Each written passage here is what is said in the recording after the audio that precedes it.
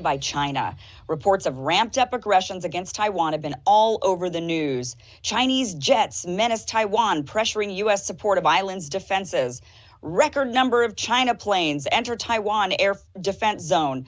Taiwan preparing for possible war with China. On top of China's reported military threats against Taiwan, other horrific reports have been coming out regarding the government's treatment of the Uyghurs.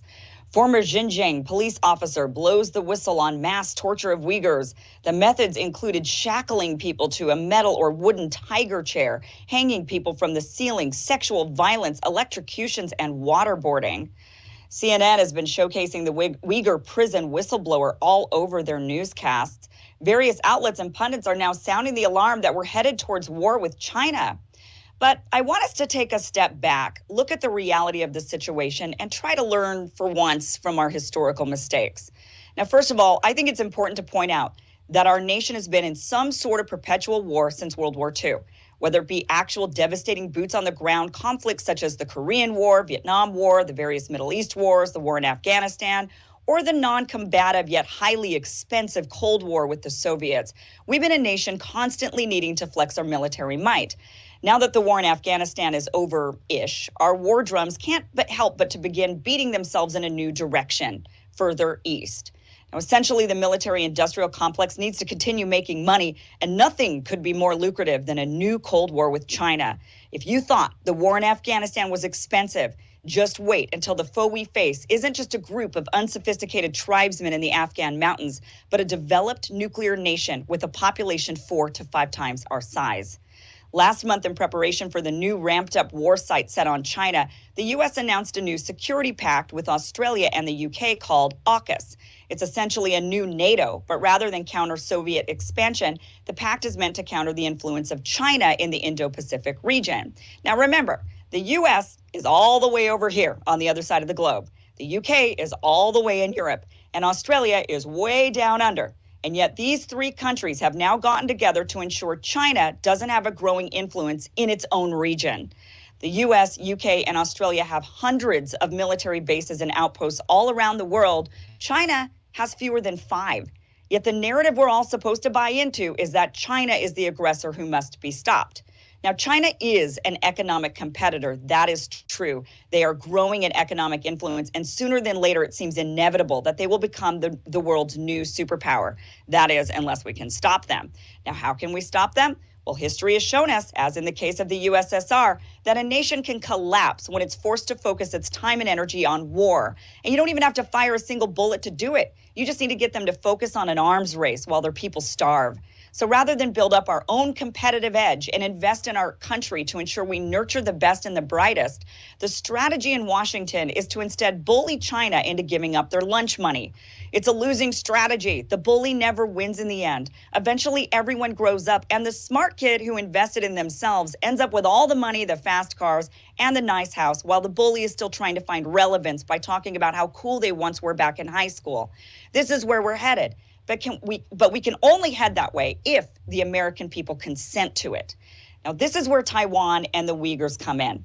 The players in Washington know the right strings to pull to get the American people to buy into war.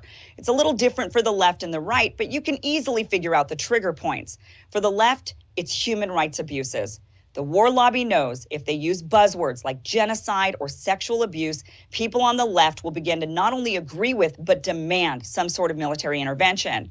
At a later time, I will go deeper into the Uyghur crisis and explain what's going on. But for now, it's best to stay on high alert when hearing stories that break your heart. Are they entirely true, or is someone trying to get you to pound your own war drum? There are definitely human rights abuses being committed in Chinese prisons. I have no doubt about that. I don't think there's a single prison in the world that isn't guilty of this. But to call what's happening to the Uyghurs genocide or ethnic cleansing is inaccurate. The Uyghurs have been one of the most fertile recruitment grounds for Al-Qaeda and other terrorist organizations. And if we're not careful, we could end up repeating 1980s Afghanistan when we cited and funded the Mujahideen. Now, Taiwan is another complicated issue that isn't very cut and dry, but without hashing out the details of Taiwan and China's entire history and the internal conflict about their status as a nation, let's just address the claims that China's ramping up aggressions by flying its jets in Taiwan's airspace. Take a look at this map. The orange lines are the Chinese flights Taiwan is talking about. The light blue shaded area around Taiwan is their actual airspace. And as you can see, the orange lines are not in that shaded area. So what are all of these reports referring to? Well, they're referring to an area titled the ADIZ, the Air Defense Identification Zone. And that zone is the blue dotted line that creates this rectangle, much of which actually goes right over mainland China. You can see that. The ADIZ zone was created by the U.S., actually, and is not internationally recognized as actual airspace. And the point of this drawn zone is to allow countries the right to monitor all aircraft in the area to catch unwanted threats that may head toward the country. And with Taiwan's ADIZ encompassing much of mainland China itself, they could claim hundreds of flights are in their air zone each day. But you can see from this map that China has not entered Taiwan's actual airspace. Now, once again, China is an economic competitor. They are not faultless, and they definitely are doing things to try to undercut and weaken us through IP theft and currency manipulation. And we need to aggressively counter China, but we need to be smarter about it and counter through competition, not through debilitation. They are playing a strategic game of Go while we're playing a guessing game of Battleship. It's only going to result in us spending gobs of money, making the military-industrial complex wealthier, while we, the American people, are told we can't use our tax dollars for things like universal pre-K, healthcare, or college because we can't afford it. Well, we can afford it if we stop these endless warmongering. We just ended one war weeks ago. The last thing we need to do is ramp up a Cold War with a behemoth that ends up costing us many times more. But the media, the war hawks, and the war lobby are already greasing the wheels for more war while manipulating us into going along with it. Curious your take on this, both Emily and Ryan. What are you thinking about this ramped up rhetoric with China? Curious, Emily, do you think China is an actual, foe that we need to maybe flex our military muscles against?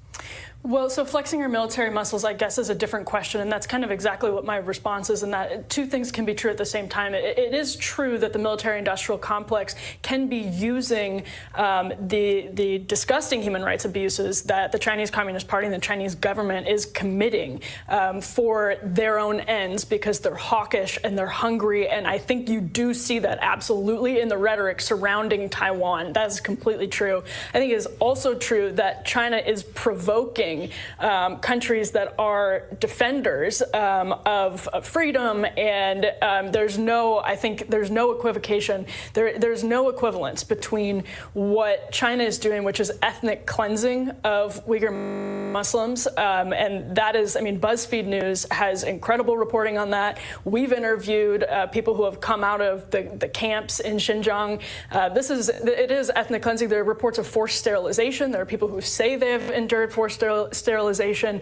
This is a grave human rights abuse on a scale that is far greater than problems with our own prisons, which do exist. And so I think two things can be true. And so I absolutely agree with that instinct for nuance. And I do think that hawks are exploiting some of that to ramp up, perhaps to whet our appetites for a military conflict with China 100%. Yeah. And I think what's happening in Xinjiang is maybe easier to be understood as a cultural genocide. There's a real effort to just completely, wipe away the culture that has been there for hundreds of years. And I don't think it's accurate to refer to them as kind of another version of a mujahideen.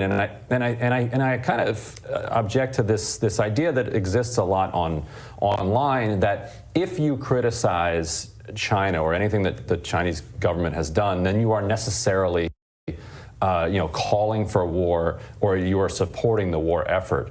It's not only do I think that there's no logical connection between those two things, I actually think it's a little bit naive, because underlying it is the assumption that if you don't participate in these criticisms of cultural genocide going on among the Uyghur population, then the war hawks won't wage war on China. But that's absurd. Like, there are structural forces, and there are entire industries that are pushing in that direction, completely regardless of whether or not you voice accurate criticisms of what the Chinese government is doing. And I think Emily said it well, that both things can be true at once. And so, I don't think we should shrink from our obligation, to be critical of human rights abuses that are happening anywhere on the globe.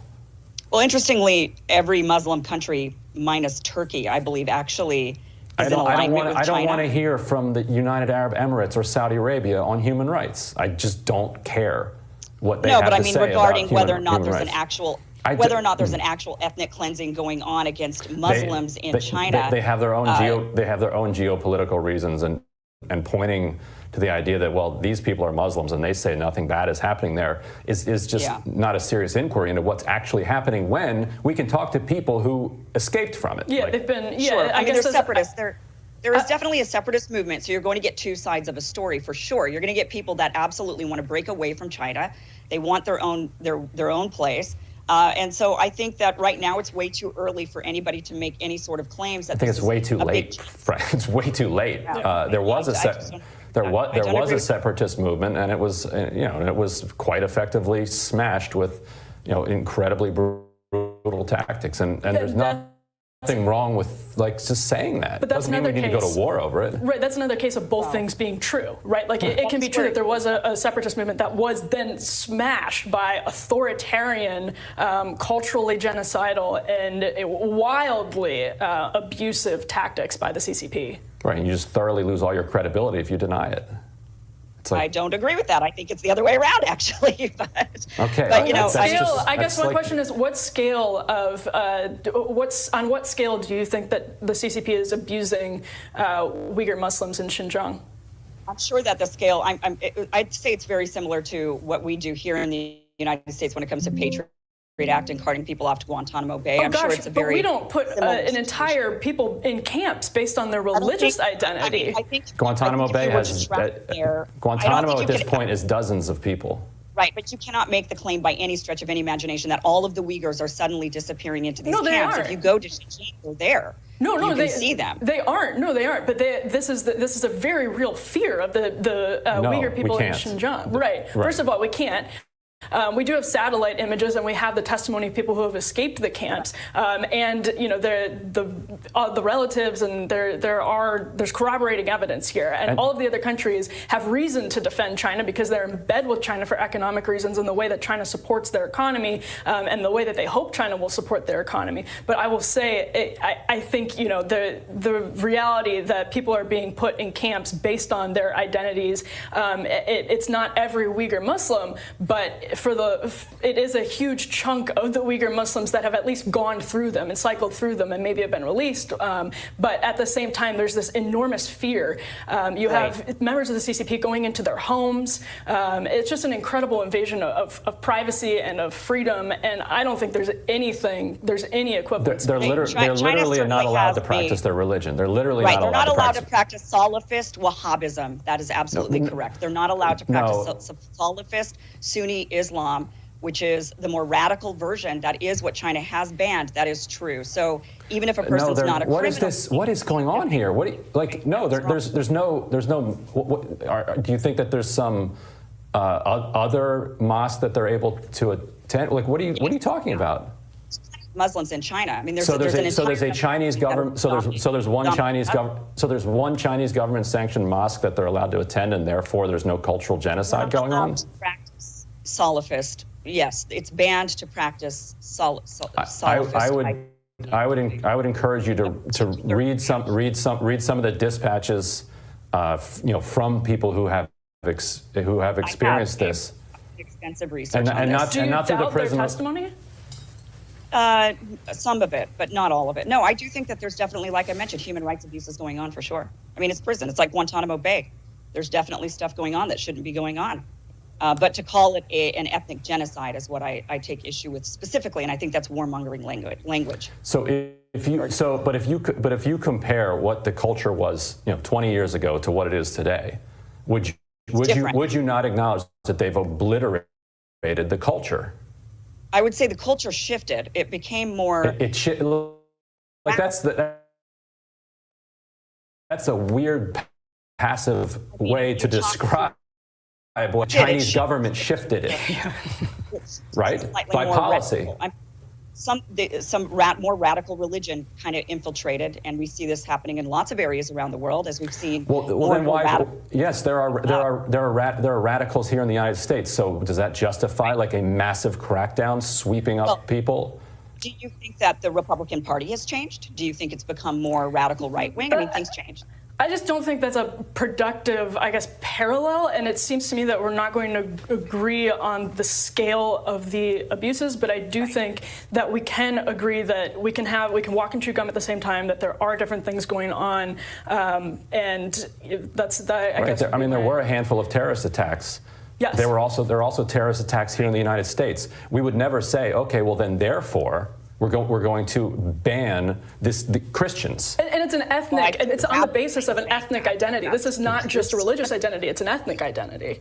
Right. Yeah. It depends, right? But I don't agree that they're actually doing that. I think that you just did agree to it. You said that you did agree that the culture that exists today is radically different as a result of Chinese policy. It's been suppressed on a No, I don't agree with that. That's not what I said. But I'll do a whole piece on the Uyghurs, and we can talk about this another time. No, let's not, actually.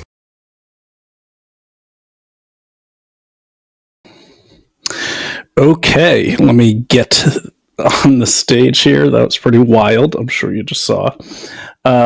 So yes, that was Kim Iversen, who now has her own show. Give me a second here. There we go. Always computer issues. So my name is Brian O'Shea, and welcome to Investigate Everything. Hopefully you guys can hear me and everything's going well. It seems to be. Let me just do a little caveat here. I'm not here to pick on Kim Iversen. I don't know Kim Iversen. I've never been on her show. But I kind of zoned in on her recently because I caught a couple comments about Venezuela and how Venezuela, all the Tren de Aragua coming here was our fault, our economic policies. Then, I'm paraphrasing. And then I heard other comments such as, the one you just heard was quite shocking, I thought. And it goes on and on. But what really led me into her was this this new kind of argument, online war going on between those who are convinced that Israel is the biggest evil on earth and those who either don't have an opinion or those who think that's just absolutely bonkers. I kind of fall into that last category. I'm not Jewish. I've been to Israel for the military. I don't have any other loyalty to Israel that I would any ally of ours.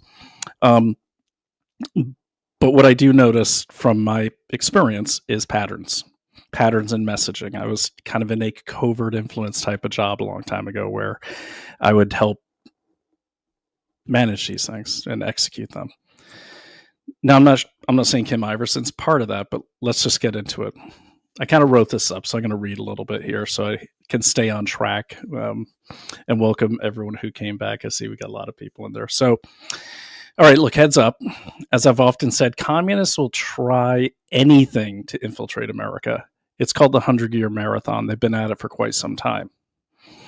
Now, regardless of who is in power, they just keep coming and coming and coming and coming. So the way communism kind of was spread from Russia, later on China, but primarily the USSR, was something called the Communist International, or the Comintern. It's a political movement of international communists their job is to spread communism, kind of like ambassadors, if you will. This was done by sending its more charismatic or good speakers. I'm not really sure of the criteria. I'm not a communist expert by no stretch of the imagination. I do hope to get you, Alex Newman, if you're watching, on here soon. But I've talked to Trevor Loudon, and what I do study is hostile movements, I guess you could say, and population patterns. So they would send their most charismatic and socially adept comrades to America and other Western countries to influence our working class and those identified as oppressed. Starting to sound familiar? To favor or even join communist political groups here in America. Communist USA is one of them. It still exists today. And now we have the Democratic Socialists of America. That's an actual communist group. And I wasn't making up MAGA communism. It's a real thing. I'm going to play you a clip here shortly so you can see what I'm talking about. The Comintern would also, and still does, or some version of it, form protests against what they would call the imperialists in order to weaken the current power structure, put quotes around all of these, by causing upheaval in the public discourse, the figurative public square, and in some cases to bring violence and chaos to our streets in efforts to force our governments to utilize martial law, thus amplifying the notion that, for instance, the U.S. government was totalitarian or authoritarian because look what they did. They put people down. Of course, they had to in a lot of cases, rather than viewing us as a government for and by the people. These groups lost most of their momentum as communism itself fell apart with the fall of the USSR. And they crumbled, late 70s into the early 90s. Some still remain. Saddam Hussein's regime was considered communist or at least socialist. And we thought we'd won. But did we? Did we beat communism? I don't think we did. I don't think the communists ever gave up. I think they just went back and reorganized, and now we're seeing them in full force. I'm saying no, they never stopped. The left and the right are currently under attack by communists. Now, by attack, do I mean getting beat up? Yeah, in some cases. That's what the Red-Green Alliance is. But what I'm talking about is the subversion of both political parties in this country at the same exact time. Okay, so we just saw this in New York City with the election of Zohran Mamdani as the current mayor-elect, or some people might argue it's still contested, but we'll just say the mayor-elect of New York City. Okay. And for those that don't know, the DSA, or the Democratic Socialists of America, they are not Democrats. They are socialists. And in my opinion, and the opinion of many others, socialists are just the transition point to communism. Okay. Some will argue and say, oh, socialism and Marxism, those are just economic ideologies. That's not untrue, but those economic ideologies affect your entire way of life. Okay, we don't have to get into that right now, but you know what I mean. So basically, the left was easy to infiltrate because they thought it was great. I remember people cheering it on when the Squad formed, and they're like, oh my God, they're like us, except they're different, but a little more left. And these are all DSA members, the whole Squad, several people that ran for the mayor offices. They were all members of DSA. Now, DSA is not a political party. I did say that in a previous episode. I was incorrect, but that is their goal. They want to be a political party. There's others that are aligned with them, all communists. Working Family Parties is one of them. It's actually on the ballot in New York.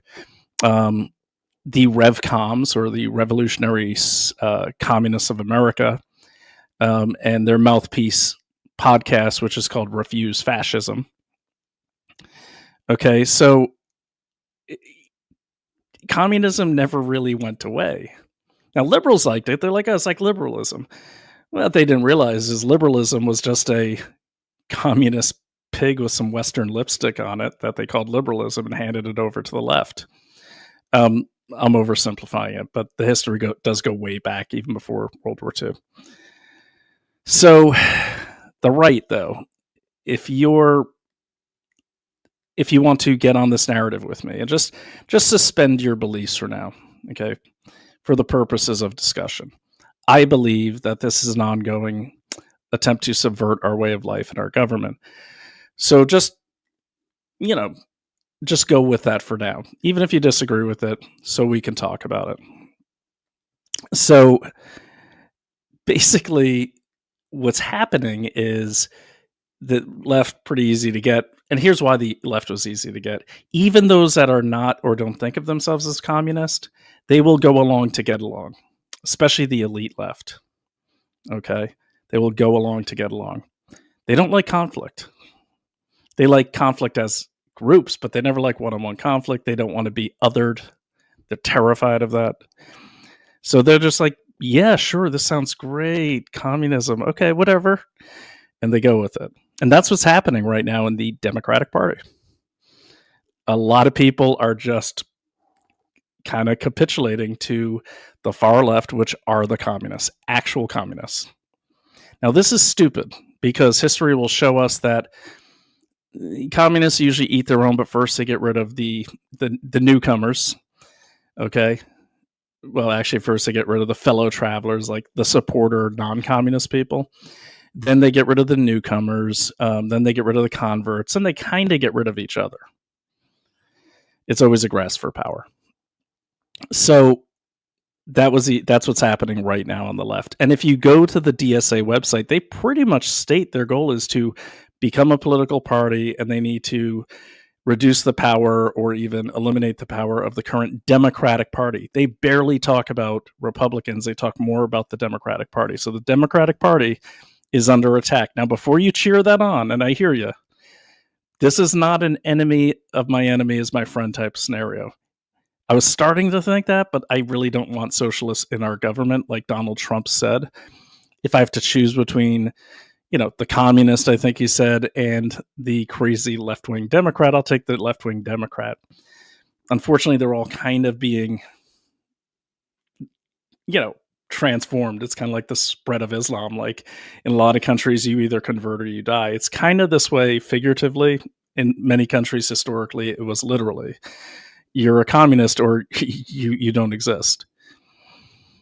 Okay, so that was easy. But what about Republicans? Now, neocons, sure, they'll do anything for money. By neocons, I mean like the kind of legacy Republicans, the warmongers, the what's that dude's name? I always forget his name, but kind of sloppy dude from the South, and they just they're going to go along with whoever's in power. Okay, Mitch McConnell's those type. Mitch McConnell's owned by the CCP, anyways. But MAGA, I would imagine, would be a tough nut to crack. I align with MAGA, and we are staunchly anti-communist. And the communists know that. So, how do you get at MAGA? Well, here's how you do it. What's been happening is these groups, like this MAGA communism, they've been targeting on the messaging of the working class. Now, you saw the language coming out during the last election season in the last 4 years. The Republicans have become the party of the working class. Well, for communists, working class, they hear that word, and it's moths to a flame. And to be honest, I hadn't thought of the vulnerability that actually gives us as conservatives. The fact that we have the working class is a big part of our ideology, our movement. Naturally, that's going to attract the COMINTERN, or what I call this new COMINTERN 2.0, because that's their bread and butter. I mean, the origins, as all of you know, or most of you know, of the communist movement was what they would call a united front, where the communists would get together with the working class and they'd take down the imperialism and the powers that be. So, of course, they're going to gravitate over here. But still, it's a tough nut to crack. So what do? Well, you make a lot of promises and you don't keep them, because that's exactly what's been done throughout history. I'll read you a few examples in a moment, but let's keep going. But they didn't go right after the hardcore, and by right after, I don't mean they've won. But what I am saying is they're targeting. And this is actually from one of the founders of MAGA communism, okay, is where they've made their inroads in the last 3 years are with the disaffected kind of center-right people, but also the far-right, what they call anti-establishment Republicans. And they went on to cite examples. They didn't say it, but it sounds to me, and based on my research, a lot of the people who I would consider anti-establishment MAGA Republicans or America First Republicans or just, far right Republicans, a lot of them are the ones who are pushing out a lot of theories. One of the more prominent ones right now is Israel's responsible for everything. I don't know. Maybe they are, maybe they're not. That's not what I'm looking into. What I am looking into is that has put a target on these people's back for recruitment. And it's happening. You might be one of them. If you're listening to this, you might not even realize it, but you're being influenced. Okay? Because they said they're making progress subverting, and they're making progress with the anti-establishment Republicans. One's called them actual right-wing conspiracy theorists. And this new COMINTERN is making progress. It's subverting conservative unity, just like the DSA has subverted democratic unity. And you'll find signs and bumper stickers all over, like Brooklyn, with like Dan Goldman on there, wanted for crimes for participating with Israel. You see, that's what they're doing on the left too, and they're doing it on the right. This messaging coming from these communists that have infiltrated conservative circles, the new boogeyman is Israel. I mean, never mind that, China invests about, 300, 400 billion in our infrastructure and pretty much owns half of our politicians, including some of our more senior people.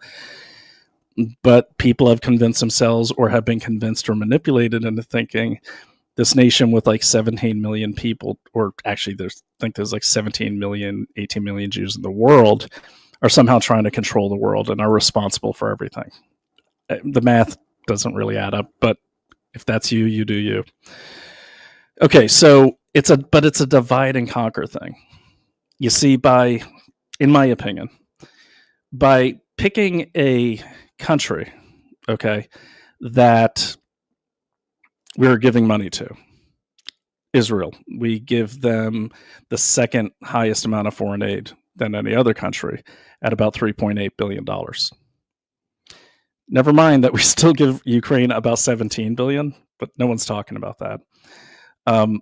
So it would stand to reason that if we're giving them the money, don't we kind of control them? But okay, that's just common sense.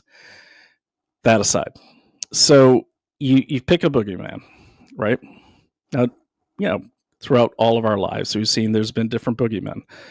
Iraq, the Soviet Union, I don't know. Yeah, you can think of others. I mean, but none have stuck like this. This Israel thing is really just taken off. Like, I've never seen anything like this. And I know this business of covert influence. And they've been successful in the fact that, and we see it on our side. It happened to me today. I said, I was arguing with someone. I was talking about Miss Iversen. And I didn't make any accusations. This person said, stop making accusations. She's very sincere. And so, I challenged him and I said, I'm not saying either way. I was actually asking if she was. But how do you know she's sincere? Or how do you know she is legitimately sincere, but for the wrong reasons?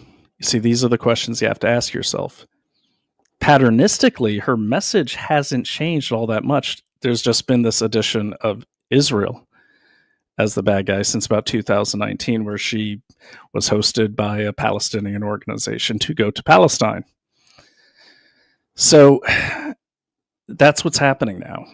You're either against Israel, or you're a bad guy, or you're a paid shill, or you're getting the $7,000 a tweet. That's what's happening. The same thing is happening on the left. They are using nicknames like the AIPAC candidate and all this nonsense. That's happening in the Democratic Party too. So if you're aligned with Israel, you are now the boogeyman. Now, why Israel? I'll make it quick. It's not on my notes, but I kind of want to say this. In my opinion, and I don't know, okay, but in my opinion, there's a couple reasons. Psychologically, why Israel? Well, because you start by using the term genocide. Let's face the facts. If Israel wanted to wipe out all the people in Palestine, they could have done it a year ago. Okay. a year ago. I don't think Joe Biden would have stopped them. But you get people marching to the drumbeat of genocide. The Israelis are accused of genocide. And then all of a sudden, if you are pro-Israel, and I won't lie to you, I like Israel. I've always liked them as an ally, and as a veteran, I have. I don't agree with all their policies. I don't agree with the policies that their leaders make. I don't think, I think Ehud Barak should be brought to justice for his involvement with Jeffrey Epstein. But that goes true for all our leaders. Okay. But what is driving me crazy is how many smart people, all of a sudden, if you disagree with them, you're aligned with the Jews. So look, I'm married to a Jew, so I'm aligned with a few Jews, but I'm aligned with America and America first, and that's the most important thing. Okay. And by the way, I put a menorah up behind me just for the conspiracy theorists. But it's crazy talk. Okay, and that's the same talk that was being used in Nazi Germany. You're aligned with the capitalists. Okay, you're aligned with the capitalists. Another thing's going on too is the mixing and the merging of the words Zionist, Israeli, and Jew. Okay, it started as Israelis were Israeli Zionists, and people were careful to make the distinction between them and Jews. Now people just don't care. There's a lot of people online are just, and you know who they are just saying the Jews. That's the same thing. That's the same thing that happened in Nazi Germany. And now you have the Jews are the committing genocide. So anyone that supports the Jews in the way I think this thing has been architected must be a fan of Hitler, apparently, which makes no sense if you take a step back and take a look at it. Okay. So I'll leave my opinions out of that. That's how I see it. Why else would you pick Israel? Well, like I always say, there's always geopolitical reasons. There's always a money incentive. So let's get some dates out of the way here. One thing that was about to happen before October 7th was the solidification of the deal between Saudi Arabia, India, and the USA to really move forward on something called IMEC, which is the India Middle East corridor. This is a trade route, an expansion that would have competed directly with the Chinese Belt and Road. That was going to be signed with Saudi Arabia in the mix. That was going to be signed at the end of September, a few days before October 7th. Part of that deal, Biden was going to give the Saudis a few more nukes. I don't know why, but... And then October 7th happened, and of course, that deal was shredded. Now, after that happened, the Chinese Communist Party really ramped up their Belt and Road. I do believe it was in, I want to say spring of 2024, maybe. Could have been 2025. I don't have my notes in front of me. I was shocked when I saw Spain suddenly recognize Palestine as a state. So I did some digging. It turns out Spain just got $18 billion from the Chinese Belt and Road 3 weeks earlier. Coincidence? Maybe. Doesn't seem like it. It seems to be the pattern. Okay. So you see, with the fact that Turkey's Erdogan, Hamas leaders, even Syria, had been meeting with the Chinese Communist Party from June all the way through to October 7th. And more meetings are happening. I will put this in the show notes so you don't have to take my word for it. I never ask people to take my word for it. Now, Israel did try to meet with China. It didn't go so well. We don't know what happened in those meetings beyond the press releases, but I do know that China and Israel have worked together on trade deals. We work with them on trade deals. Everyone does. I just think we're getting a better deal from the Arabs. Okay, to get their Belt and Road right from the river to the sea. Who's in the way of that? Israel. Again, speculation, fact-based speculation, but speculation. I have no proof of that. I just have timing, and I have those facts that surround that to give it context. It also, by vilifying people that support Israel or consider themselves religious Jews, because remember, religious Jews now are automatically supporters of Israel, and most of them are. Okay. But all of a sudden, that's like a bad word. They're trying to make that a bad word.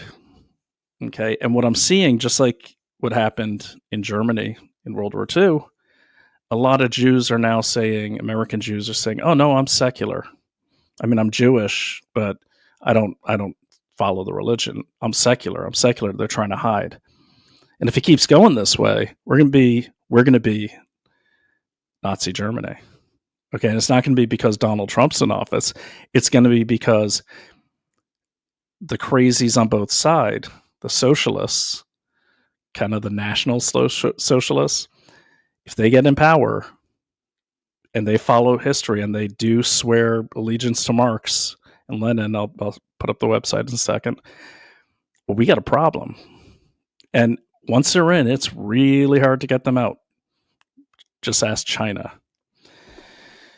Okay, so those are the reasons why I think Israel is the current target.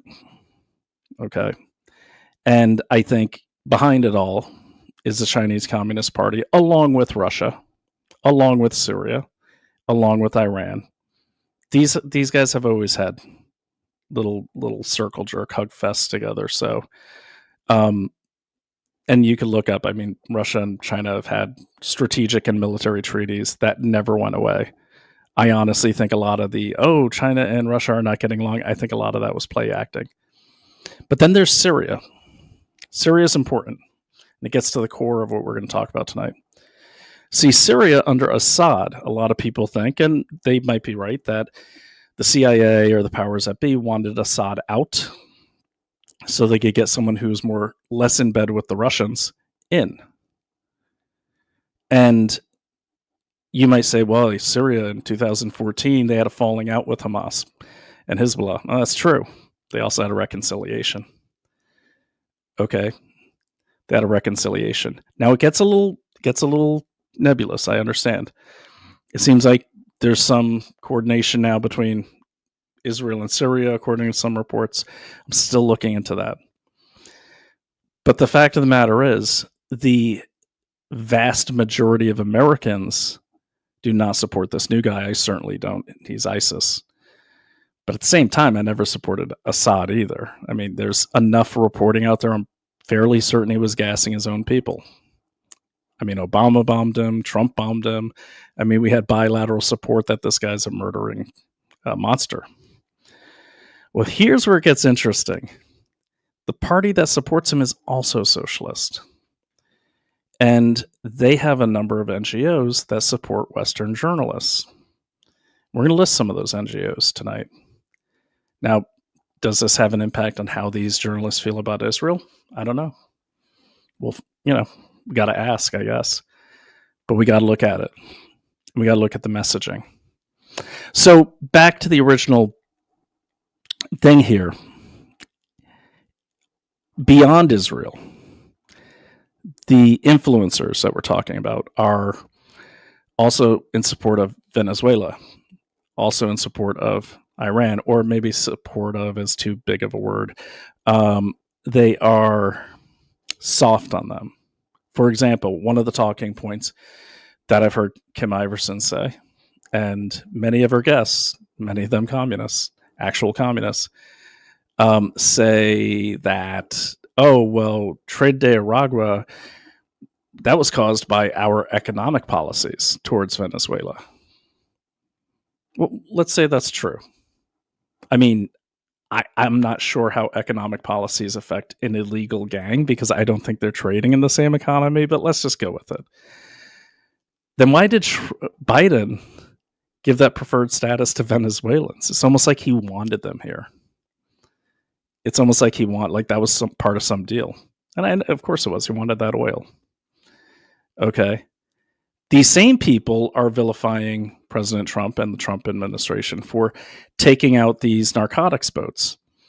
They say, oh, they're just fishing boats. Well, we don't know because we're not in the room. We know we have the administration and a lot of media saying, no, these are actually narcotics boats. And then you have a lot of the COMINTERN, let's just call them that from now on, and the left saying, oh, no, Trump was blowing up innocent fishing boats. Well, anyone who's done counter narcotics knows that they can be one and the same. It's very common. Fishing boats can be used as warships. I'm not just kind of taking a stab at this.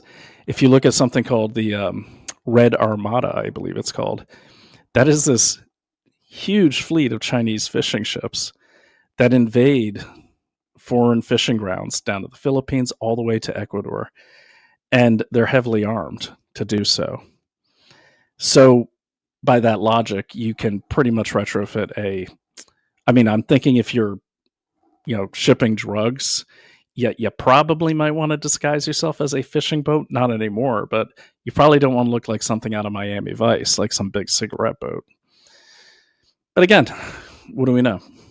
But anyways, the point is the messaging coming from the COMINTERN and elements of the left is, the Department of War is just these bloodthirsty guys. They want to start a war with Venezuela. I don't think they want to start a war with Venezuela. Now, playing devil's advocate, they might want to send a message to OPEC. Like, hey, don't be giving up on the US dollar as your prime currency. Who knows? Again, we got to explore all these theories, and we're just getting started. This is not a closed investigation. Back to the influencers. So that's the push. We've got a communist group on the left and a communist group on the right, and they're infiltrating hard and fast. And why do I say that? Because a lot of the talking points, say for instance on the Charlie Kirk assassination theories, that Mossad did it, well, that theory is just not supported by any evidence. Even Candace Owens now has pivoted. Now she's getting hunted by a pair of French assassins. I don't listen to it. I can't keep up anymore. I do miss her in real investigations, but all the messaging is the same. All the messaging is the same. I'm going to show you examples of this. It's ridiculous. But let's focus on the Charlie Kirk theory. So all of that messaging, it started with some dude, I don't know who he is, but a lot of the original, more sophisticated messaging about Israel's alleged involvement, a lot of it originates with people like Max Blumenthal, the Gray Zone team, his merry band of anarchists, socialists, whatever they are, which surprises me that MAGA or America First people would go for that. I mean, it doesn't take much to look up Max Blumenthal and see that, first of all, he's Sidney Blumenthal's son. He hates Israel. He always has. He denies that October 7th even happened. And I'm watching him getting quoted by Candace Owens. He's been a guest of some other big shows. What are you doing? What are you thinking? Do you think Max Blumenthal has suddenly got your interest in mind? He hates America, it seems. But he seems to be one of the key influencers. And then the Gray Zone. Who else works at the Gray Zone? Oh, who else works at the Gray Zone? A guy named Kai Pritzker. J.B. Pritzker's nephew and Penny Pritzker's son. Penny Pritzker was the Secretary of Commerce under Obama. She also is in the Paradise Papers, where she laundered money that she was supposed to divest from when she took that job. Now, she just offshored it. Nothing ever happened to her. Her son, Kai Pritzker, is a reporter over at the Gray Zone. I don't know if he's staff or a contributor, but he's there a lot. He's always got the keffiyeh on. He always supports Palestine, and one of his recent attempts was camping out in the Venezuelan embassy, I believe in Chicago, to stop ICE from doing illegal deportations. All right. And the line that's coming from them, that again is being repeated by a lot of the anti-establishment Republicans, or this COMINTERN witting and unwitting, is that these gangs are not as big of a problem as people say. They're made up by the CIA. Everything's made up by the CIA, it seems. Either CIA or Mossad. They're going to start getting jealous of each other. Everything's the CIA or Mossad. So it's not. That's based on nothing.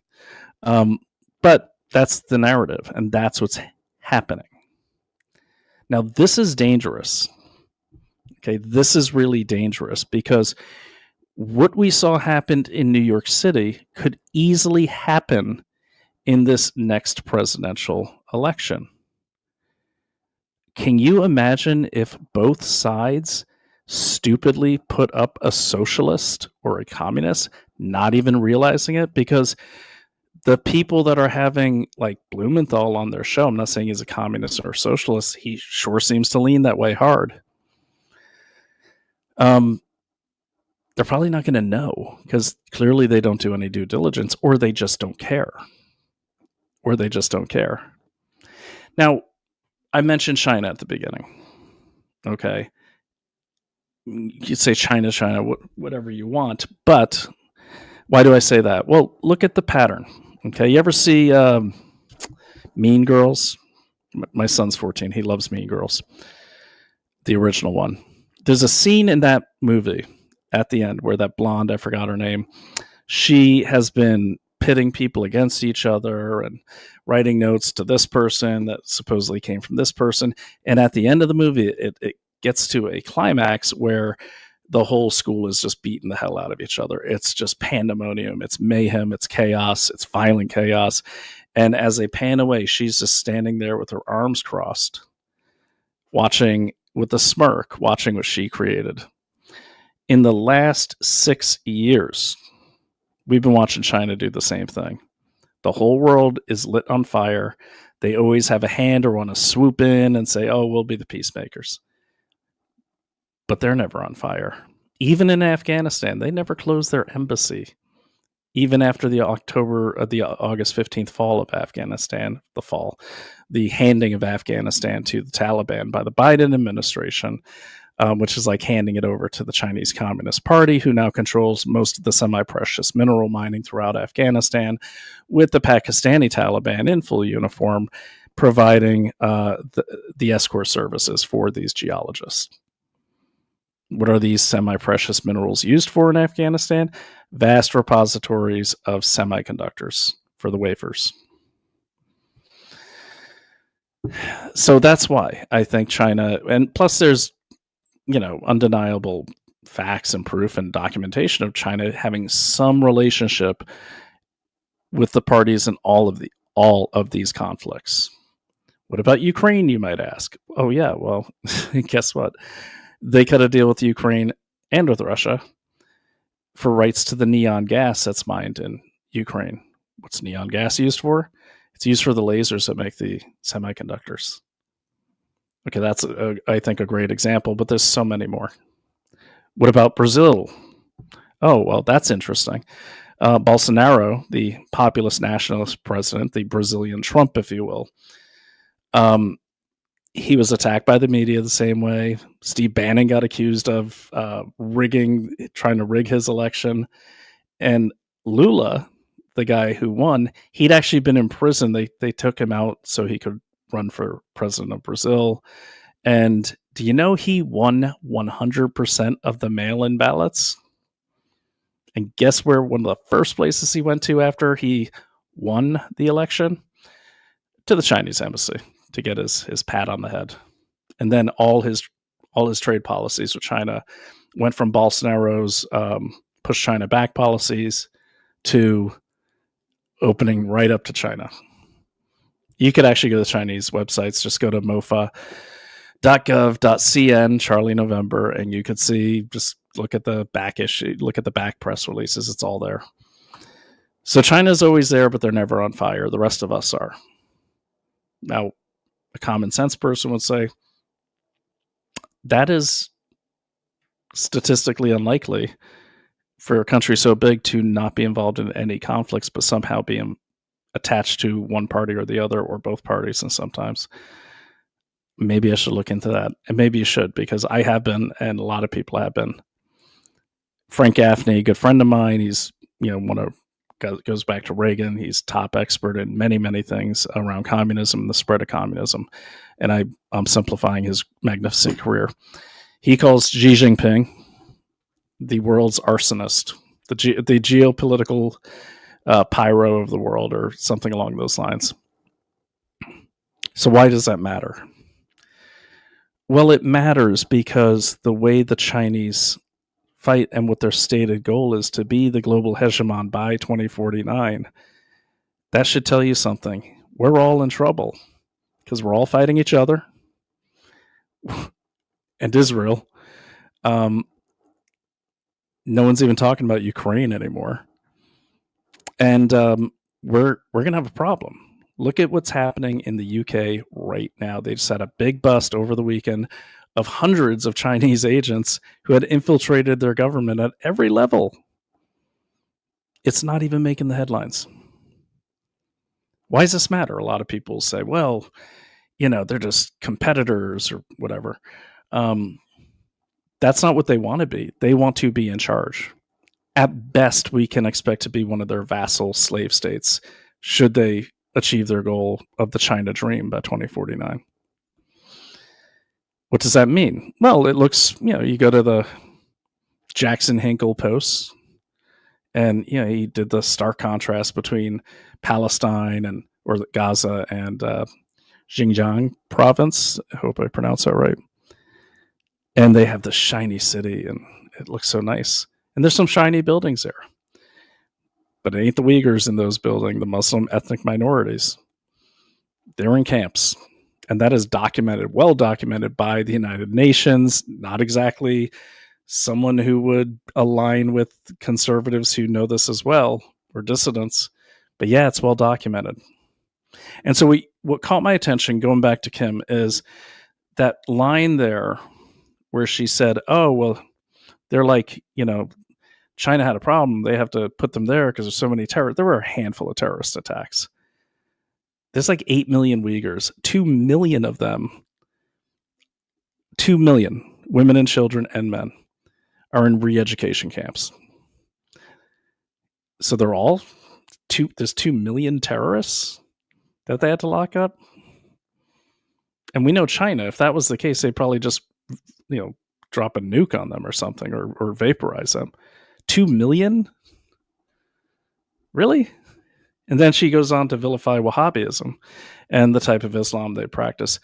That's also the type of Islam Saudi Arabia practices. I mean, there's different variations, but it's the same thing. It's actually one of the oldest forms of Islam around. I'm not saying it's good or bad, but what I am saying is it's one of the oldest. There's a lot of people that practice what she was saying.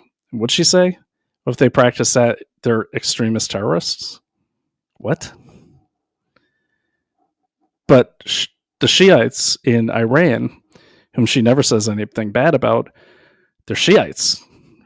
They have a proven history of being terrorists. They took our whole embassy hostage. But no. It's the Uyghurs that are the bad Muslims. I guess all the other Muslims are good Muslims, except for those Uyghurs. So, but the point she's making and the defense is, if you go to the UN report, I'll put it in the description, they're the same defenses that the Chinese government made. So why is she parroting those? I'm not saying she's a witting asset. I don't know. What I am saying is she is definitely parroting the same thing the Chinese Communist Party's MOFA or the Ministry of Foreign Affairs is parroting on almost every international geopolitical issue. Okay, so let's really get started. That's what I think is happening. I think you don't have to like Israel. I'm certainly not here to advocate for any other country but my own. I will say this thing that we're all doing, this thing where that's the bad guy, be careful who your sources are. And like I said in a recent tweet, a lot of these people that I've already mentioned, they were at the Defeat the Mandates. They were standing side by side with even my wife at the Defeat the Mandates in LA. That's all great and good. Our priorities aligned. But remember, just because someone fought a battle with you and you had a common enemy, that doesn't make them a lifelong ally. And you have to remember that. Because if anything else were true, we'd still be allies with the Chinese today because we had the common enemy of the Axis powers in World War II. We'd still be, hanging out with the USSR because they were our allies in World War II. You see what I mean? So people are only as good as their last job or their last battle.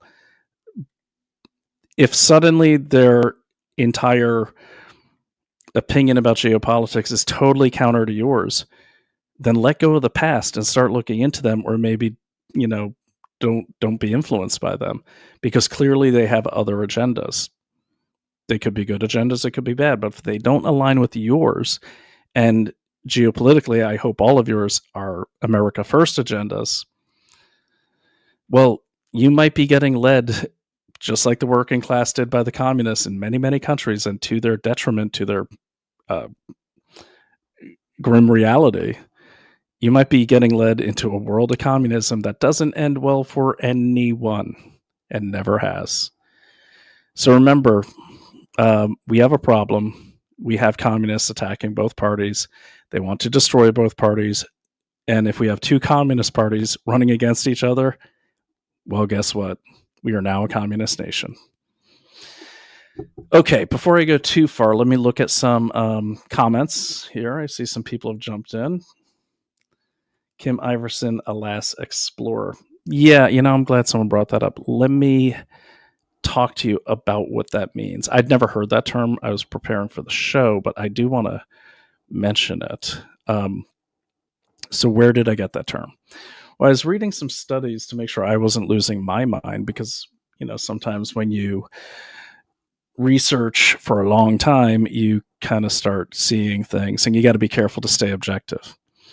So there was let me put it on the screen for you so you could see. Here. All right. Okay. So here we go. All right. So the thing I'm going to share with you is this.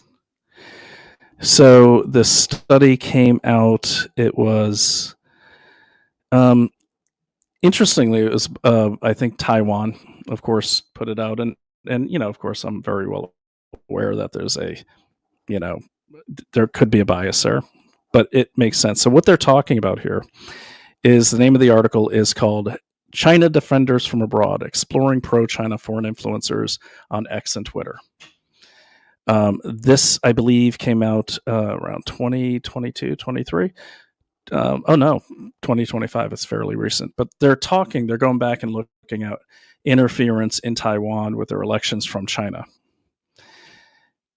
So it starts with them saying, while prior research has mainly examined political influencers in Western democracies, this study shifts attention to an international context, focusing on the self-presentation strategies and discursive frames used by non-Chinese political influencers who support China on Twitter, or X.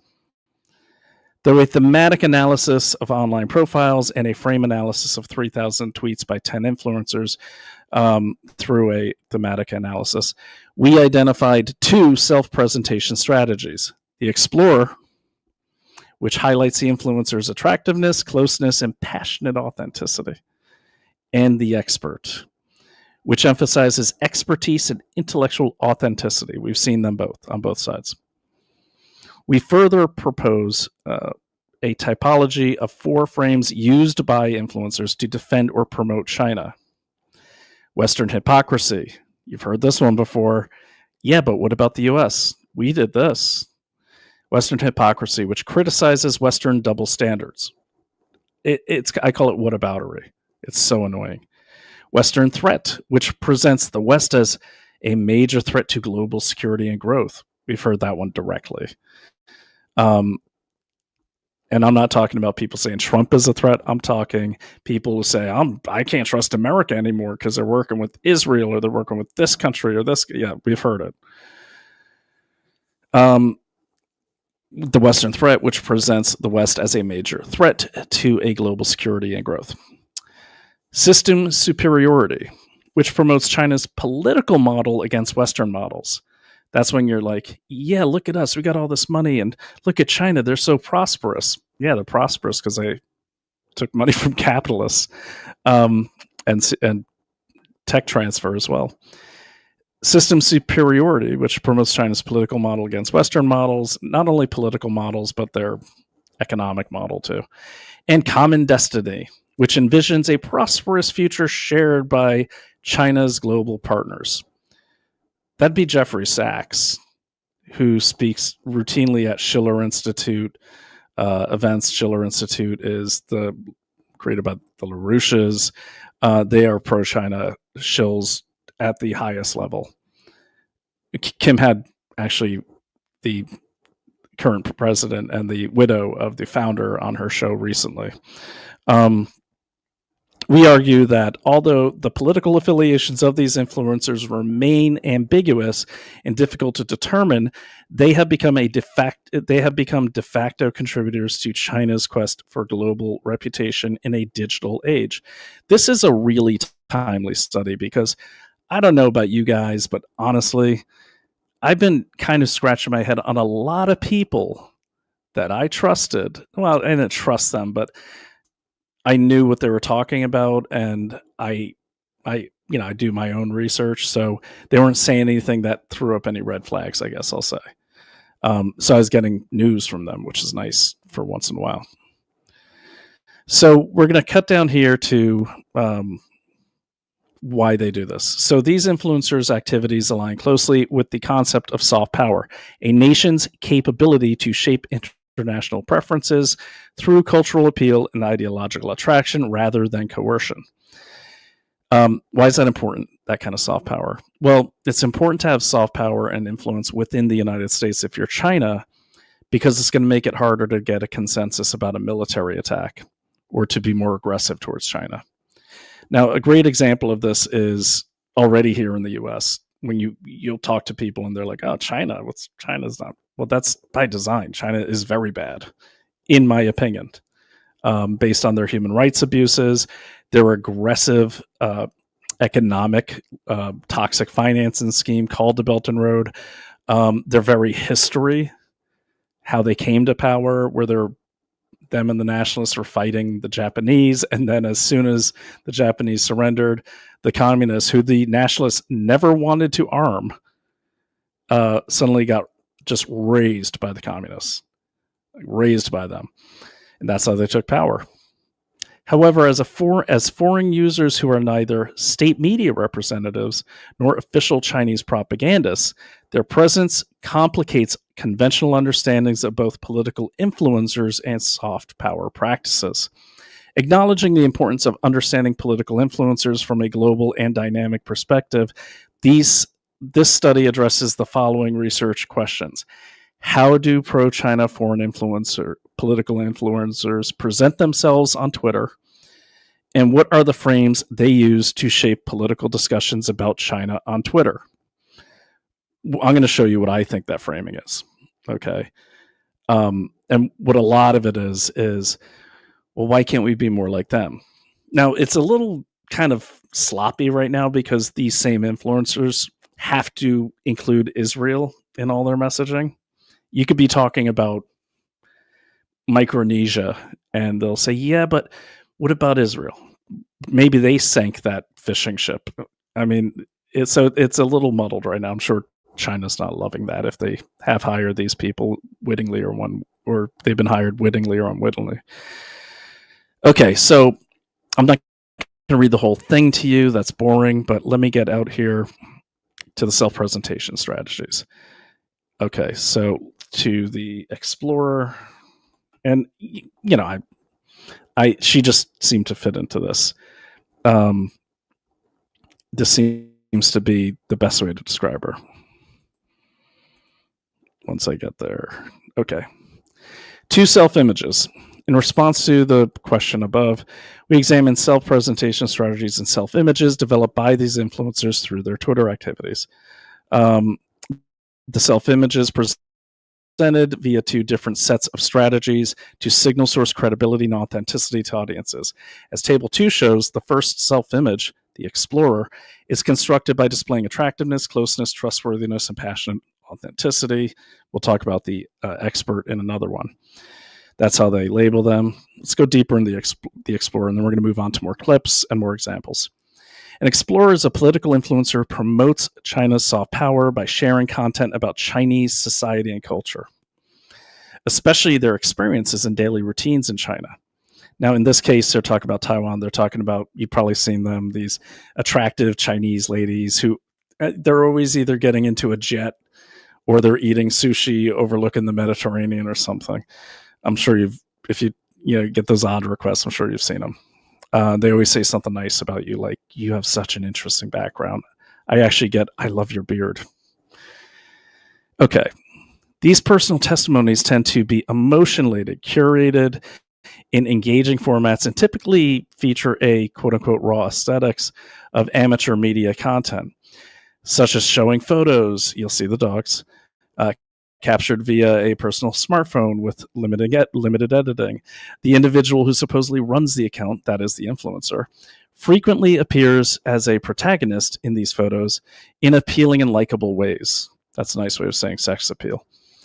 The experiences, but not always. I mean, sometimes it's more like the neighbor next door, the nice guy, that sort of thing. The experiences being shared are usually distinctly Chinese related, such as celebrating Chinese festivals or cooking Chinese cuisines. Another way of doing that they're not covering in this, but I know about this because I've done several of these research studies when I was in the intelligence community. Another reason why you're doing the dogs and the approach is that's how you get people's guard down. Okay. And you could experiment with this like on Blue Sky. Just, use your regular picture, change yourself a little, put a Ukraine flag, a rainbow flag, and start your postings with puppies and dogs. Okay. Your kids at the playground without showing their faces. You and your loved one without showing your faces, laughing as you drink apple cider. And that gets people's guard down. That humanizes you. And that's kind of what they're doing. And they go on. They talk about hobbies and social life and everything like that. It's the same way everyone tries to attract followers on social media. For instance, the influencer Judith presents herself as an international student studying at a Chinese university. Judith joined Twitter on March 2020 and already gained 79,000 followers by February of 2023. Her unique personal lifestyle and likable qualities are the main features of her explorer image. Now, what they're not talking about too is the explorer mentality could be more like, I see it more as this, of course, but explorers, as we've seen them, they also are like, well, I don't know, I'm just learning about the Chinese Communist Party. They seem awesome. They're exploring. They want you to think they're just these naive, little Billy Mumphreys, as to quote Seinfeld, that got caught up in the big world of geopolitics. Like, I don't know. I just, I don't have an opinion. I'm just trying to figure things out. I see that as an explorer too. And it's a very effective strategy. It gets people's guard down all the time. Okay, so that is where that comes from. We'll go to the expert on the next episode. Oh yeah, and hybrid types, very important. We also found that many political influencers employ mixed strategies that can be characterized as hybrid. They rely on attractive qualities that allow their unique personality to shine through while constructing an authoritative voice to make themselves heard. Some influencers display explorer and expert traits simultaneously without breaking the consistency of their self-images, and others tailor their strategies to specific contexts. Frank is an influencer who exemplifies such strategic hybridity, with a profile picture depicting an elderly white man in his bicycle helmet and suit, and a banner that shows a highway disappearing into the deserted landscape. How many times have you seen that? So many times. Frank presents himself as an aged foreign traveler who has biked around China, even the most remote areas. So again, they're using China as an example to soft promote China. The way you'll see that image-wise in this country is like hanging out with your Chinese friends, going to college with your Chinese friends, in business with your Chinese colleagues. You'll see a lot of that too. And sometimes you just see the bike image because they want you to like them. Now, there are algorithms. Back in my day, we used to just have to do it by, sweat and toil, where you go through your followers or like your bigger followers' profiles and you look at what they're into, and then you try to mimic that behavior. In a creepy way, this is actually the same tactic used by these online dating gangs. I've investigated tons of those when I had my PI business, which was always sad because they target pretty well-off people who are just lonely. And they have databases of quotes that they would use. I had a retired lieutenant colonel from the Air Force. She came to me and she'd given away $350,000, her whole retirement. And I looked through them, and it was always kind of the salt and pepper, Pierce Brosnan looking guy. He was always an engineer or some sort of humanitarian expert at something, hydro engineering, teacher, or the guy that sets up schools for remote villages. It was always the same guy. And he was always like Mediterranean or South American, and then half like Norwegian or Canadian or something like that. That was the formula. Don't ask me why. And it would always go down like this. They would start socially engineering people, say, oh my God, you know what? I forgot to go out and get a SIM card, and I left my wallet at the corner store. Could you maybe cash at me some credits, and I'll just get that, and I'll cash app it right back to you when I retrieve my wallet. But they're training their victims to give them money. And then eventually they hold up the fake plane ticket and they say, oh my God, can't wait to see you. I love you, Betty. And they never show up. Now, by now, they've already taken these people for tons of money. The typical scam is, oh, I got caught at Sri Lankan customs and they're going to arrest me because I didn't get the computers for those poor children registered, those children in the Amazon. And we're going to see each other anyway, so send me 27 grand and I'll just pay you when I get here. Can't wait to see you. These people believe them. Sometimes they even have actors. Like they'll take a picture of the actor and that actor will actually do a FaceTime. And I've had people so taken by these people that they didn't believe me when I said this is like a gang in Nigeria. This is like 4 people. This isn't even a girl. It's just so sad. Same thing's true here. And that's how influencers work. See, the reactions I got just by testing the waters with some tweets were amazing. People are like, she's authentic. There's a lot of power in influencing, especially this medium. Okay, especially this medium right here. That's why so much advertising money has been pouring into like Joe Rogan, the bigger podcasts. Because if you trust that person's opinion on geopolitics, of course you're going to trust them on, tax credit help or supplements or something like that. Like look at the example of All Family Pharmacy. Okay, now that's a consumer diligence did a report on them, and I guess they started looking into them because they had all the biggest influencers. Okay, and like where'd they come from? And they would be promoted by Matt Gaetz and Donald Trump Jr. I think there's even more now, Liz Wheeler, and it was shocking because I'm like, I took a peek at them, like, what? Like, who are these guys? I've never heard of them. I started looking into them, and I was like, well, wait a minute. They bought this pharmacy in 2020. They sat on it till 2023. Yeah, these guys. And they, in 2020, when ivermectin was all, suddenly they're advertising only on Netflix. Look, they have a Black Friday sale. Okay. Now, this is amazing to me because, again, look at these names. Big names.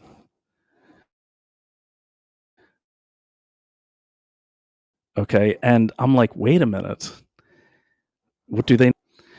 And we're, this report they did was like, who are these guys? So they looked into them. And some of the things they found were pretty amazing. Let me just pull that up while I'm thinking about it. Okay. So, and the report is shocking. So when they just started looking into these guys, they found this. This was shocking. So, I mean, now look, doesn't make him a bad pharmacist. He's not a pharmacist. I read the report.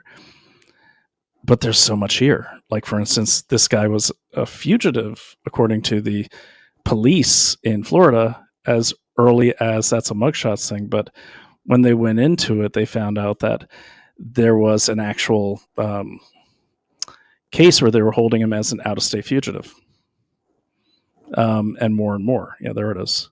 Broward County 11225, out-of-state fugitive. Okay.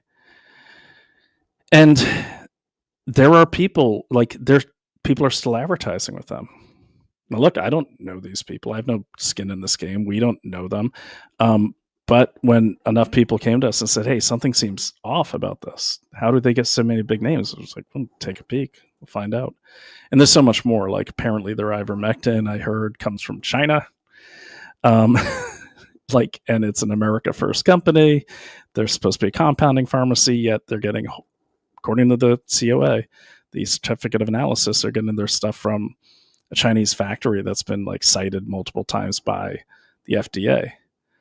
And this was a good report that I'll put up. I won't read it, but please take a look at this report. Just go to consumerdiligence.substack.com. But they talk about the power of these influencers, and these are big names. And look, I'm not saying these influencers are doing anything wrong. What I am saying is it doesn't seem like anyone's doing their due diligence. Because let's just war game this for a second. Let's say I'm China, and if you believe where I believe they're going is that they want our land and our resources, they just don't want us. So you got a whole bunch of Americans you need to kind of get rid of, or at least make sick enough where they're not a problem, because we are one of the biggest armed militias in the world if you count private gun ownership. That's a problem for any force should they have to turn to military action. Or you want to get them off their land. So what do? Well, you make a vaccine, right? You scare the hell out of everyone. You say, hey, you got to take this vaccine or grandma's going to get killed. We've all been through it. Well, see, conservatives were wiser to that game than anyone and quicker than anyone, myself included. So we're like, hell no, I'm not getting that thing. We don't even know what's in it. And that's logical.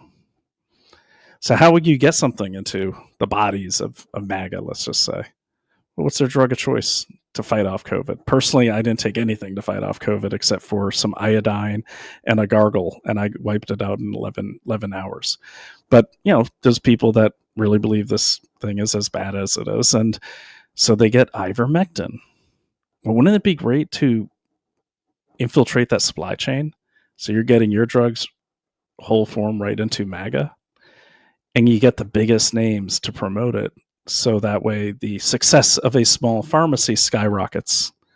Read these reports. They're fascinating, but it makes you think twice. That's why, literally, the curse of this job is you literally are researching everything. I helped found Consumer Diligence, and I did it because we all don't have time to do this.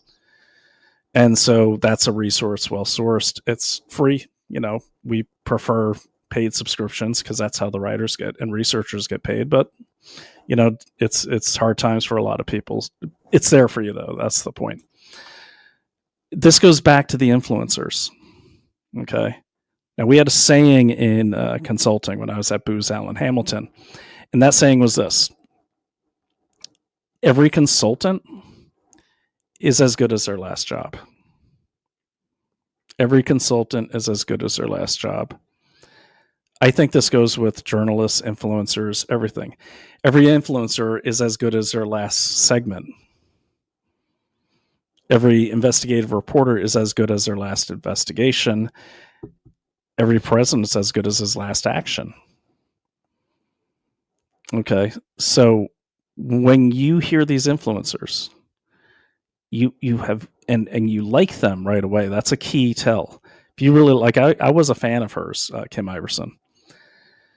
And I liked her. She presents well. I know she won a ton of awards in college. I think she went to UC Davis. And I was like, okay, well, she's clearly from the left. I got no problem with that. Look at who my wife is. Okay.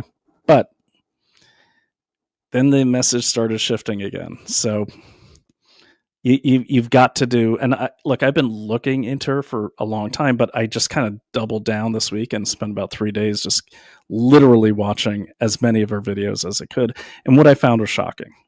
I'm going to take a little break, but I'm going to throw one up for you so you can watch it and you tell me what you think. And again, I want to make it clear. I am not telling you what she is, who she is, if she's getting paid by some foreign entity. I'm not trying to be tricky with my wording or anything like that. I really don't know. Here's the most alarming thing for me.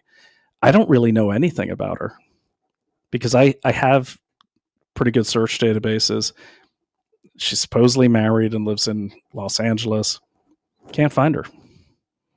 Can't find her. I'll show you what I found. It's competing stuff. It's all secondary, but can't find her.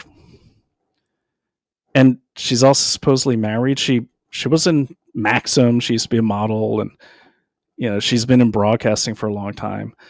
The Hill is a big show. She was a co-host, but there's no paparazzi pictures of her and her husband. I just find it odd. I find it odd that I can't find a Kimberly Iversen, different variants of the name, under 60 across Los Angeles County. Maybe one of you can. Maybe I was too tired and I was just fat fingering my keyboard. Who knows?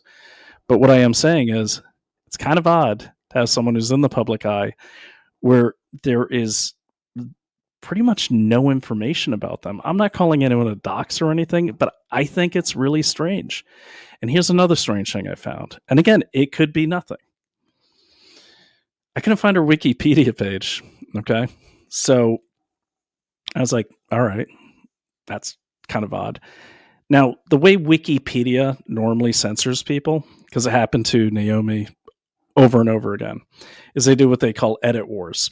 So if you're a public figure and you have a Wikipedia page, what our enemies will do to us is they'll change the nature of the page to make, like, for instance, her title is not author, not PhD, not CEO on Wikipedia. One of her subtitles is conspiracy theorist. So they manipulate the information so you can't gain any new following if they start at Wikipedia. That's normally how Wikipedia does it. But Kim Iversen says, oh, they deleted my page. Well, why? I've never, maybe it's happened, I don't know, but I've never heard of that before. It's weird that someone's page is deleted. Well, it's on archives. It wasn't hard to find. And that's kind of what led me down to find some good discoveries. Okay, so let me do this. I just want to call up a video while I take a quick break. This is not like the substitute teacher putting on a movie because they didn't prepare their notes. I just want you to see this so you have more context and you don't have to watch me talking the entire time, because that's certainly not what you came here for. So let me just find these movies. I would have been more prepared, but I couldn't put this off any longer. Okay, well, this is interesting. All right. So this is, where'd it go? Okay. Yeah, here it is. So now in this clip, this is actually with Destiny. This one I found a bit shocking. But this is with that guy Destiny, who I'm certainly no fan of. And just watch the exchange. This is pretty interesting. This is from quite some time ago. This is like 20. Thanks for your question. Said we briefly touched the. I'll put the date up. Let me know if I mispronounced this. Uyghur. Thank you. Issue earlier. I know Kim has some interesting takes on the matter. Can we elaborate on it? That's a long answer, but I'll try to do my best to make it short. Long story short, with the Uyghur issue in China is that China made the mistake the United States made back in the 70s of arming, training, and facilitating extremists in order to defeat Russia. So China also had this, oh, Russia's going to come get us. So the United States did it with Al-Qaeda when we were in Afghanistan in the 70s and 80s, when we were arming and training the Mujahideen, which ultimately ended up becoming Al-Qaeda and Taliban and, you know, all of these different factions. And so China made that same mistake. And so they've seen a major rise in extremism in that region of the country. And these are not, you know, here in America, a lot of times when we see extremists or whatever, we say, oh, we'll just deport them. Well, China doesn't have that option. They are Chinese. But they are extreme in their ideology for Islam. Islam is not, you know, there are some factions that are just really extreme inside, just like there are extreme factions inside Christianity and whatnot. So they're trying to figure out a creative way to get control over that extremist ideology. And, you know, criticize it all you want. I don't think anybody's come up with a really good solution. Our solution has been bombing. Our solution has been going in and murdering people in order to get them to change their ways. China's trying to take this different approach of, maybe we can reprogram them by putting them into re-education camps. That being said, my grandfather went to a re-education camp. I am Vietnamese. My grandfather was put into a 4-year re-education camp. So it's like not lost on me what a re-education camp, you know, the whole concept of it is it's common in Asia, I should say. Gotcha. Thank you for elaborating on that. And then wait, so just to be clear, so we believe it's happening. We're just okay with it. Is essentially your answer, right? I just don't think it's what people think it is necessarily. I think that, you know, you'd want to re-educate people who have extremist ideology, right? So you'd want to figure out a way, rather than harm them or fight them, you'd want to try to figure out a way to try to re-educate people out of really extremist ideology. Do you believe that they're What? Sorry to cut in, but what? Keep listening. like separating children from their families and everything in order to put children into re-education camps and whatnot? Yeah, probably. Yeah, probably. They're probably doing that. That's like I mean, it's not, to me, what's the alternative to bomb them? I don't think that's moral either. I don't know. I don't think we've come up with a good solution for battling extremism, for Islamic extremism. It's very different than white nationalist extremism here in the United States. You know, Islamic extremism, they're able to raise armies, full-on armies, and take over complete regions of the world. So it's a real serious threat. And I don't know if anybody in the world has come up with a really good solution. I know that like Denmark said, well, maybe we should stick them all on an island and isolate them and let them have that out there. You know, I mean, I don't think anyone's come up with a really good solution. That is China's solution. I do think it's better than bombing them. Are these millions of Uyghurs, all of them are extremists and require the eradication of their culture, or? Well, many of them, I'm not 100% certain, but if they're following Wahhabism, then yes. And Wahhabism has, because of Saudi Arabia's oil money, has been able to go and export this version of, it's a perverted version of Islam around the world using a lot of money. And they build mosques, they train imams, they then export a very radical version of Islam that, quite frankly, for people in the Middle East who are not Wahhabists, are very frightened of it. Gotcha. And next question. It's like Saudi Arabia. From Our Father in the Green says, does Destiny see it as an imperative to replace Biden and his administration successors with legit progressives in leadership in 2024, thus killing two birds with one stone? We don't even know right now what the fuck is going to happen in 5 months. I'm not looking ahead past that. Like anything can happen in the coming months. It'll depend on how Biden's presidency goes. I have a hard time imagining anybody in their 80s running for re-election. Jesus fuck, but I guess it could happen. That it seems. I don't think he's going to rerun. I think he already said he wasn't going to, right? I remember that during the election, I think he said something about that. I don't know if that's been brought up again, but yeah, I don't know. We'll see what happens. Gotcha. And Robert Lescombe, thanks for your question, said, Kim, you are supporting a man who literally prefers letting people die so he can get reelected. Example, not wanting sufficient testing. Okay, well, that is that goes on. I mean, the conversation was actually about the Biden election and Biden-Trump election. And there are a couple elements I hope you caught there, where she was kind of doing the, I don't know, but that seems good. But she seems very, very focused on, okay, like they had to do it. I mean, she's comparing the Uyghurs. And look, there's militant Uyghur factions in, like, I believe in Syria. Okay. But 2 million, and she didn't even blink when he said, and women and children said, yeah. Now, I don't think she was agreeing with that, but she seemed kind of okay with it, in my opinion. So you saw the Hill one, the military-industrial complex, and then, so then this one here, I want to play this clip as well, because this is quite shocking. I don't know. There just seems I don't know what her deal is. Like, I just don't get it. Like, if you were against vaccine mandates, clearly you care about children, right? But I guess because she says they're Muslim extremists, it doesn't matter. She won't call it a genocide, even though the UN calls it a genocide. But like, yeah, like what? So Israel's committing a genocide according to Kim Iversen. You can see it on a lot of her posts. But China's not. 2 million people. Oh, they're re-educating them. In another clip, and gosh, I hope I can find it because it's very important.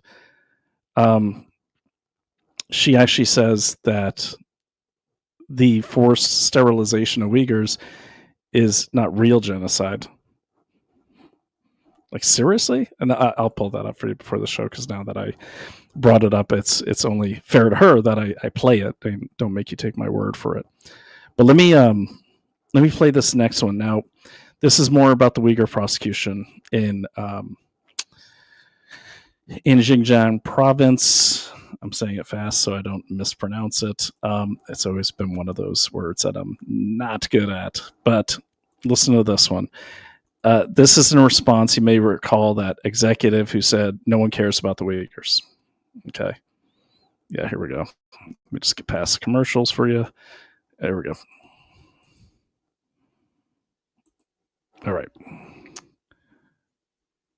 Yeah, I mean, look, the point is you have to look at, it takes work, and hopefully this will help you not have to do so much work. I'm putting all these links in the description. Why am I doing this? Well, because look, I think because once I recognize that there's several people who are saying the same thing or roughly the same thing, like they're in the same vein and they're defending the same 4 countries, it's a little weird.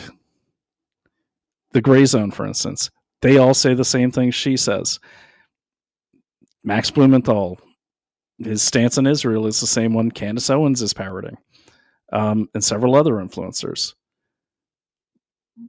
But that's alarming because these people that I just mentioned are at a minimum friendly towards things like MAGA communism, which will end the show with, so you can see it's a real thing, which was founded by Jackson Hinkle, who, if you look him up on X, I think he's a Russian. Like, I think he says he is. He's living in Russia.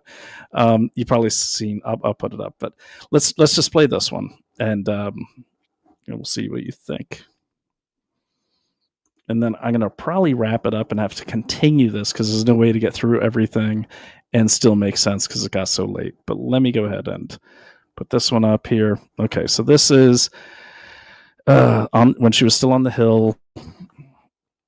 And the headline reads, billionaire investor Shamath Palihapitiya says nobody cares about the Uyghur genocide. And that was January 17th, 2022, reposted by CNBC, but they might have done the original thing here. So I think he said it on that. And then, yeah. that quote. Nobody cares about the Uyghurs in China during a podcast episode with Jason Calacanis. Let's watch. Nobody cares about. Nobody cares about what's happening to the Uyghurs. Okay, you bring it up because you really care, and I think that's nice that you care. The rest of us don't care. I'm just telling you a very hard. Wait, you're saying you personally don't care? I'm telling you a very hard, ugly truth. Okay, of all the things that I care about, yes, it is below my line. Chamath Palihapitiya is part owner of the NBA's Golden State Warriors, and the Warriors denounced Chamath's remarks amid the fallout, but did not actually use the term Uyghurs in the response, saying, quote, as a limited investor who has no day-to-day operating functions with the Warriors, Mr. Palihapitiya does not speak on behalf of our franchise, and his views certainly don't reflect those of our organization. Came out then.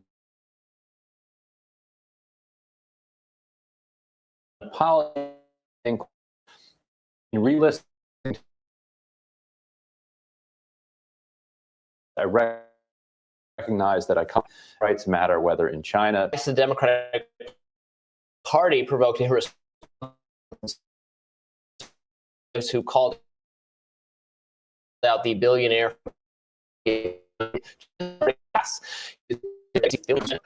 So, yeah, I mean, I think that's about rights and civil liberties, and then just to say why would you even say that if you actually don't say that, don't wholesale write off groups of people and be like, no, I don't care about that.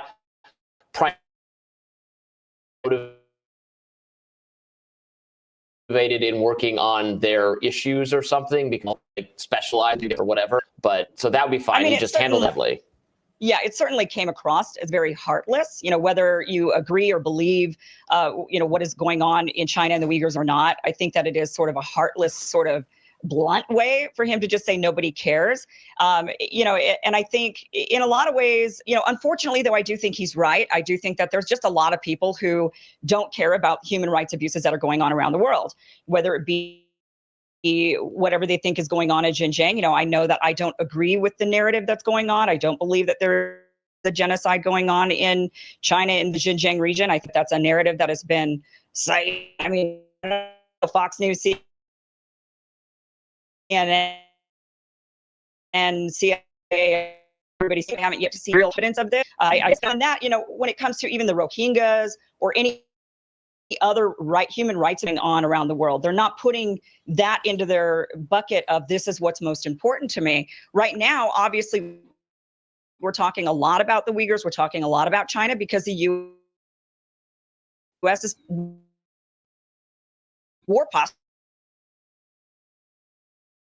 posturing against China, trying to justify building up more of the security state, flexing its muscle. We're never going to go to war with China. I mean, that's just like a ridiculous thing's not.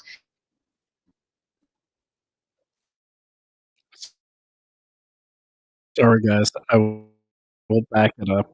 From the pause it there. So she said there's no proof. Look, either she does no research, which could be true. Maybe she prepares right before her show in terms of knowledge, like she did. She attacked Tim Pool recently, or like in April or May. She'd been on his show too, back in like 2022, and then she just recently attacked him, and because he went to a secret meeting with Benjamin Netanyahu.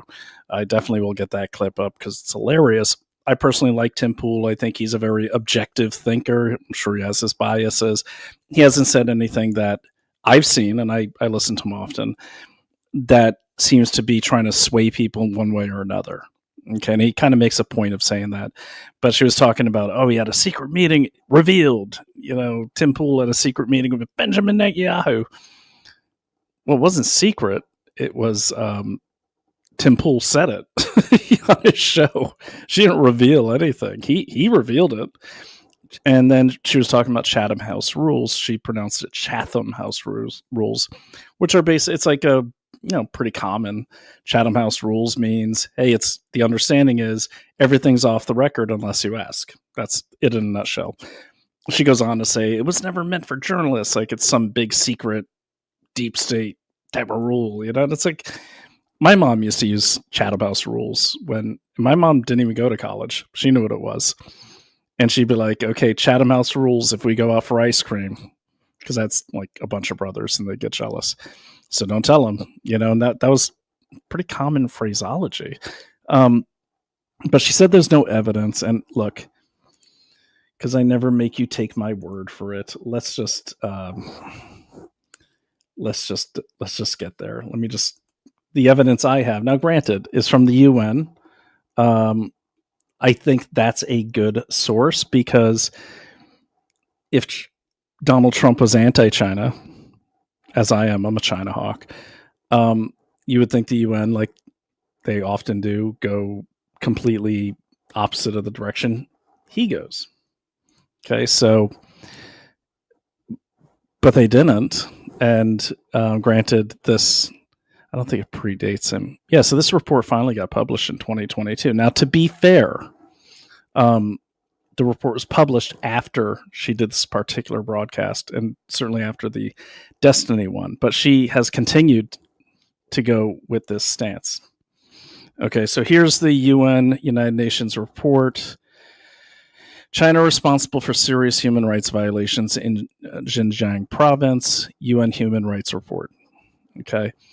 Now, in here, you're going to hear the talking points. So, and by the way, for those of you that don't know, the ethnic Uyghurs in Xinjiang province, which used to be called East Turkmenistan, are Arabs. Okay.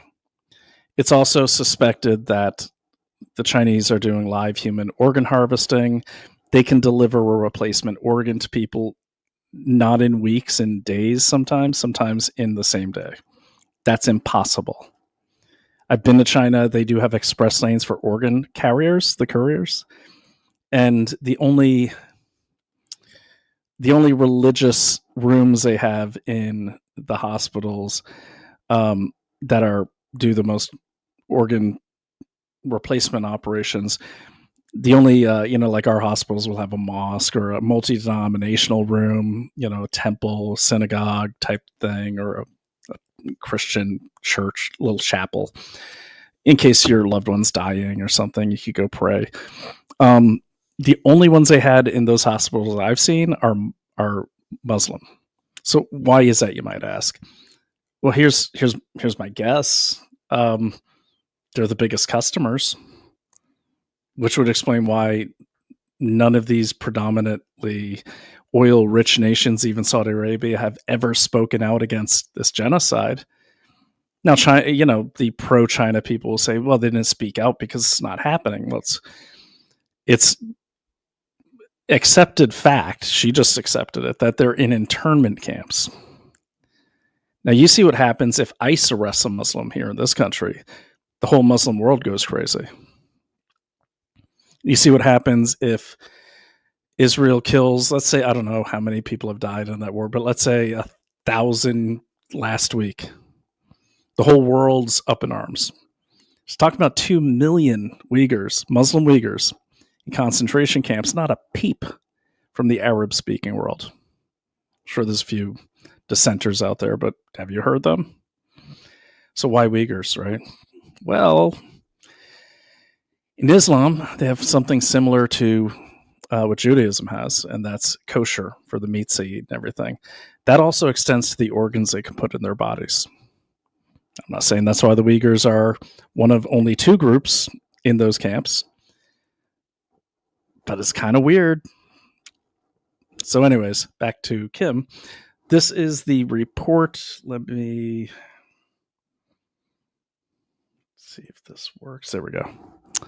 All right, so that's table of contents here. Oh, this is annoying. There we go. Oh, you know what? That's a different report. Let me just share the screen. Sorry. I'm trying to read the one-on-one and... Okay. Stop screen.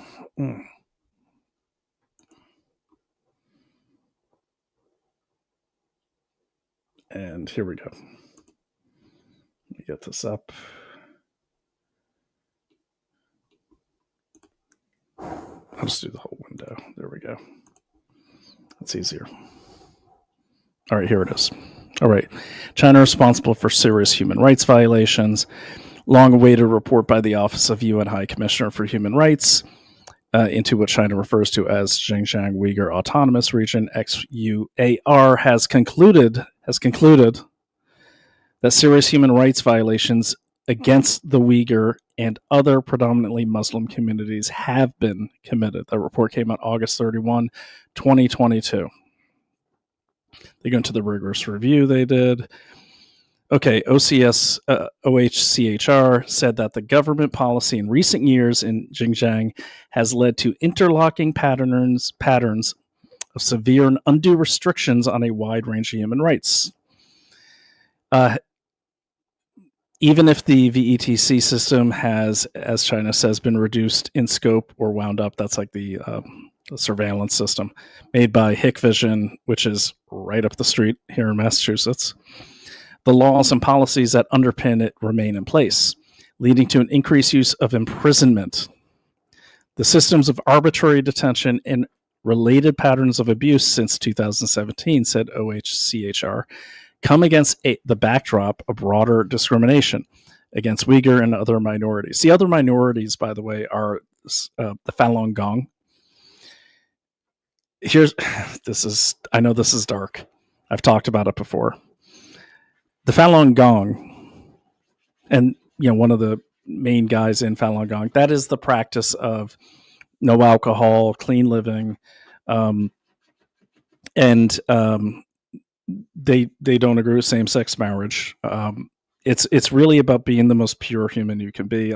That's not the meaning of it, because I don't practice. I don't know much about it. I've read enough about it. But, the guy who founded Epoch Times is a Falun Gong leader. Okay, and I know a lot of people at Epoch Times, and a lot of them practice Falun Gong. So you may have seen these people in the parks. It looks like they're doing Tai Chi and stuff. Sometimes that's just Tai Chi, but you're also seeing Falun Gong.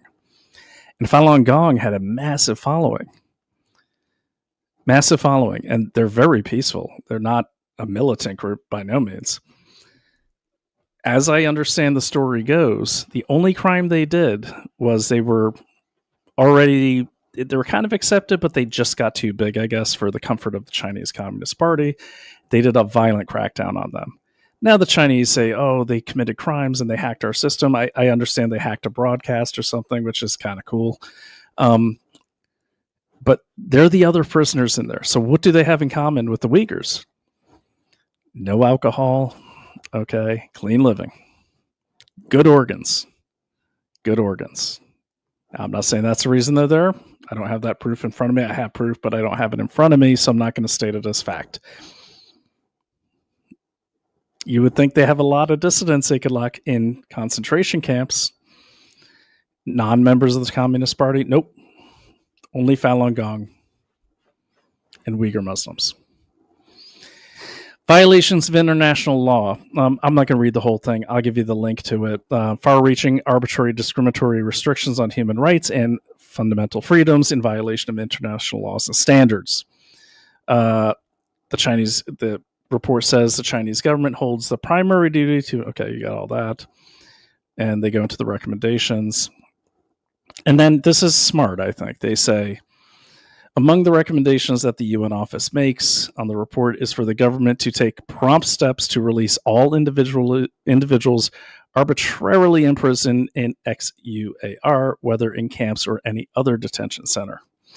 China would let families know the whereabouts. A lot of these people never see their families again. Okay. So here's China's rebuttal. Now tell me if this sounds familiar. Okay. I'll go right to the source, actually.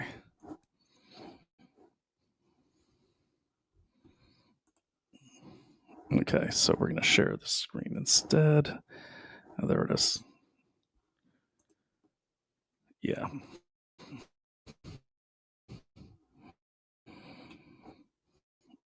Okay. So we're going to stop sharing one, and we'll stop sharing this one.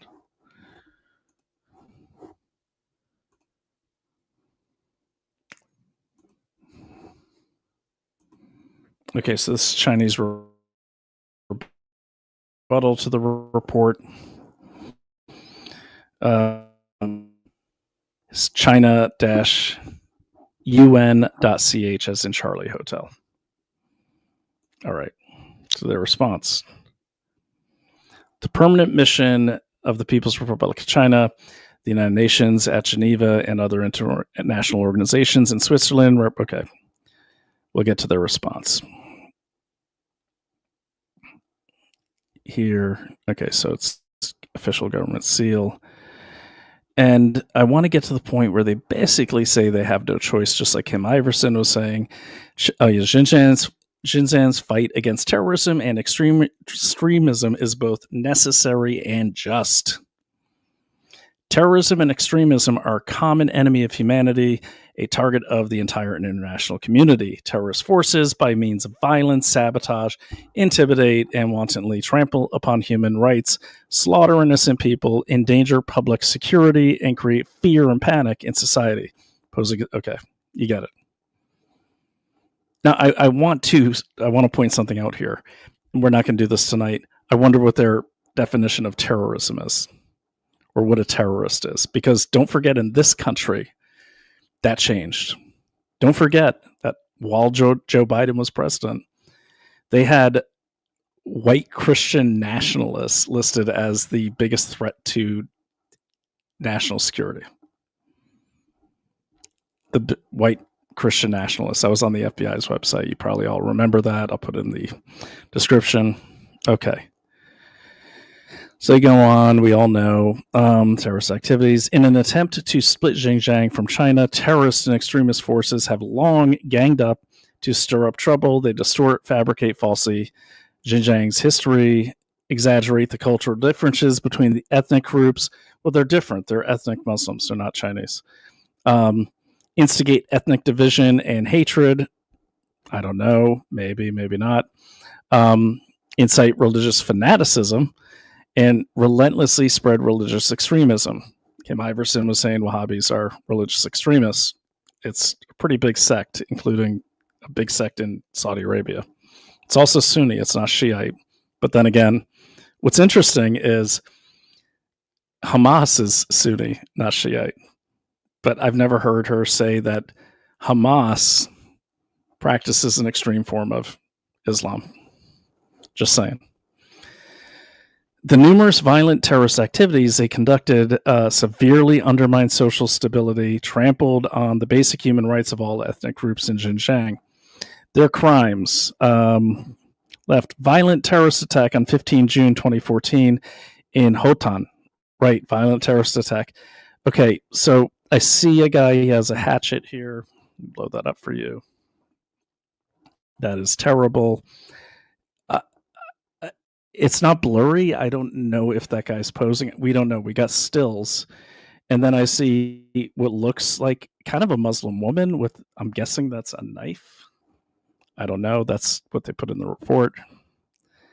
And then 2014, and there's that. So they had to go way back to 2015. I'm sure there's been violence by Muslims. I'm not sure, but I would assume there was. This one's interesting. They say, right, violent terrorist attack on 2014 in Wuxi County. I'm not sure what it is. It looks like someone falling off a cliff.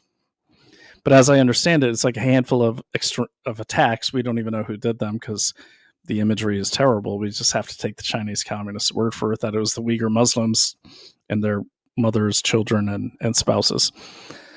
For some time, the past taking advantage of the realities in southern Xinjiang, such a vast religious population, limited communication, industrial underdevelopment, lack of information, and inadequate literacy in modern science, religious extremist forces have been rampantly propagating religious extremism, resulting in some people becoming radicalized and even committing violent terrorist activities.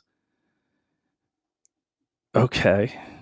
But I just want to point out their propaganda says that it's a vibrant, educated society. The extremist forces distorted religious doctrines and teachings and deliberately tied extremism to religion, to religious believers, and to society as a whole. Okay, look, I'm not disagreeing with that. I don't know. I just think it's odd that like no one says this about any other Muslims. Have you noticed that? Just the Uyghurs, the ones that are locked up, 2 million of them in a Chinese camp. Okay. Then I won't do this whole thing. So, but I just got to read this because I found this ridiculous.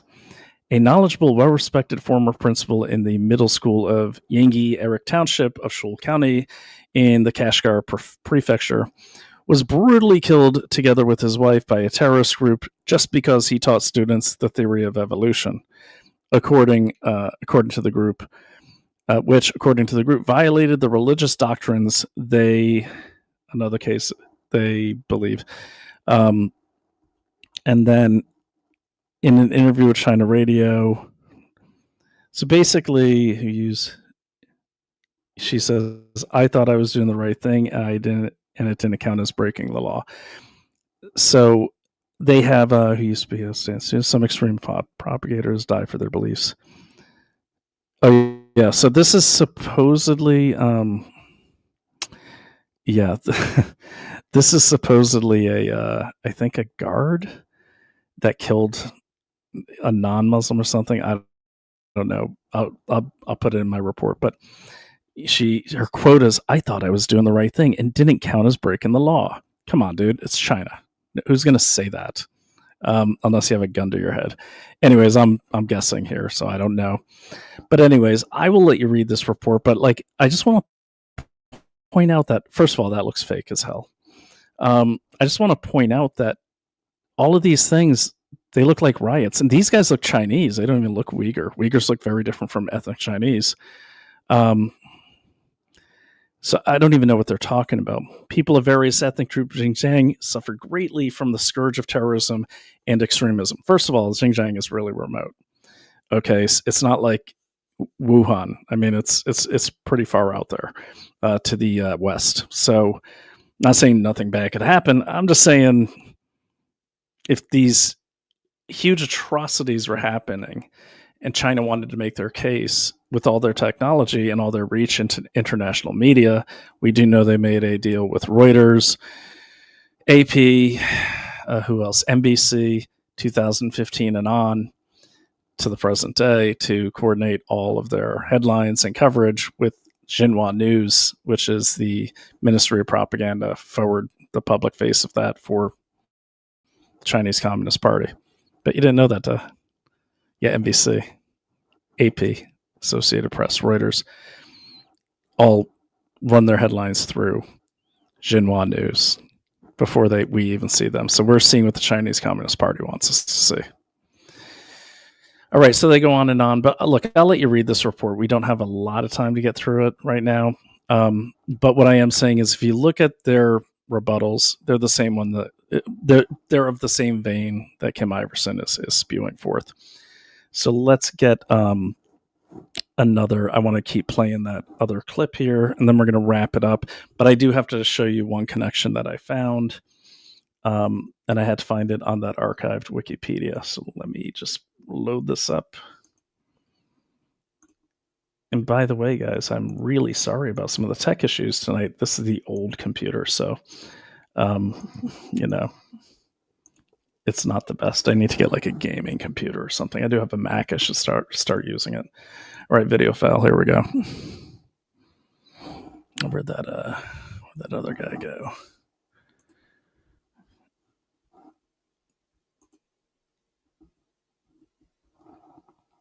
Okay.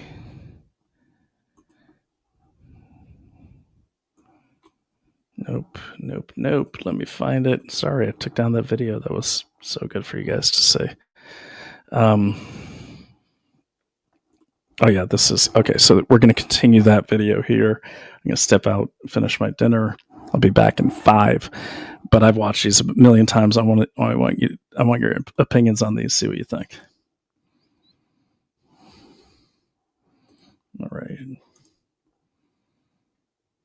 Damn, it's like riding a bike. Like, it's hard to do. We haven't done it for a while. I've been out of touch because I've been researching, but yeah, here we go. So I think it left off in the same spot. And there we go.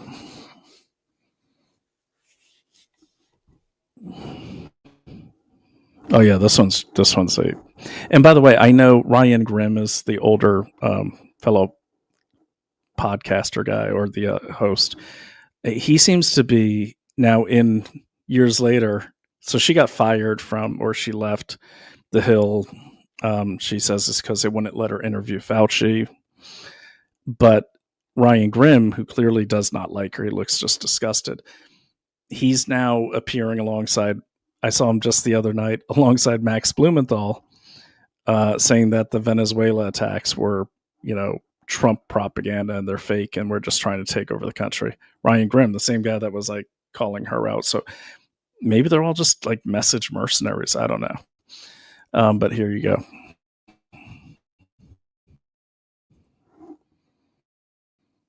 And fighting in Syria and Iraq. And they were saying, oh, look at what China's doing. They're not stopping this from happening. And then suddenly the narrative shifts as soon as those fighters have to go home. China doesn't know what to do with those. And we say it's genocide. Well, I think we shouldn't be.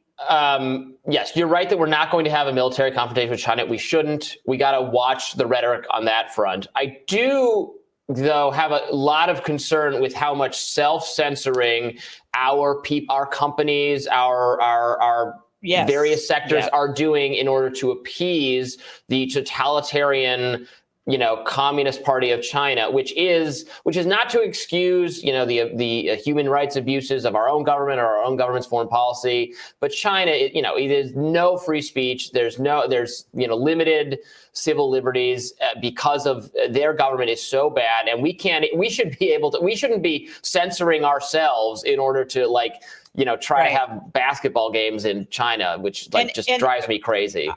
And I will say that is absolutely where I agree with you on this. I think that China is a problem, a really big problem, with how much they control our media, how much they control our entertainment, how much they control our businesses. I think they're a giant problem because they are ushering us into this hyper surveillance, lack of individuality, a lot of tracking and digital money. There's a lot of it we're shifting towards that are very China-like that make me extremely uncomfortable. And none of these companies can really speak out against China. So, I'm not by any means excusing China and saying that they're this great country. And they've been listening in a Uyghur for many years. That's why so many. But I just don't buy into narratives of genocide when I haven't yet seen the actual evidence. I don't see the bodies. I don't see the refugees. I don't see the gory photos of people being mutilated or murdered. I need to see it in order for me to personally believe it. That's just my standard of evidence that I require. We did but what I don't like. So no, go ahead. Well, what I don't like is that anybody, including, this gentleman who, maybe made seemed to be flippant remarks. What I don't like is that anybody who then counters it and says, look, I don't know if I even believe this, or, I haven't seen anything to believe it. Suddenly we're all called genocide deniers and we're demonized. And we've seen this playbook before, even recently now, with what is going on with the pandemic. If you counter the narrative and they tell you have to believe this without evidence. Yeah, let me just cut in here. So I just want to state what she's saying there. This is 2021. If you counter the narrative now on Israel and you say, well, I don't believe that, that's bonkers, suddenly you're attacked and you're Mossad. I just kind of want to point out the hypocrisy here.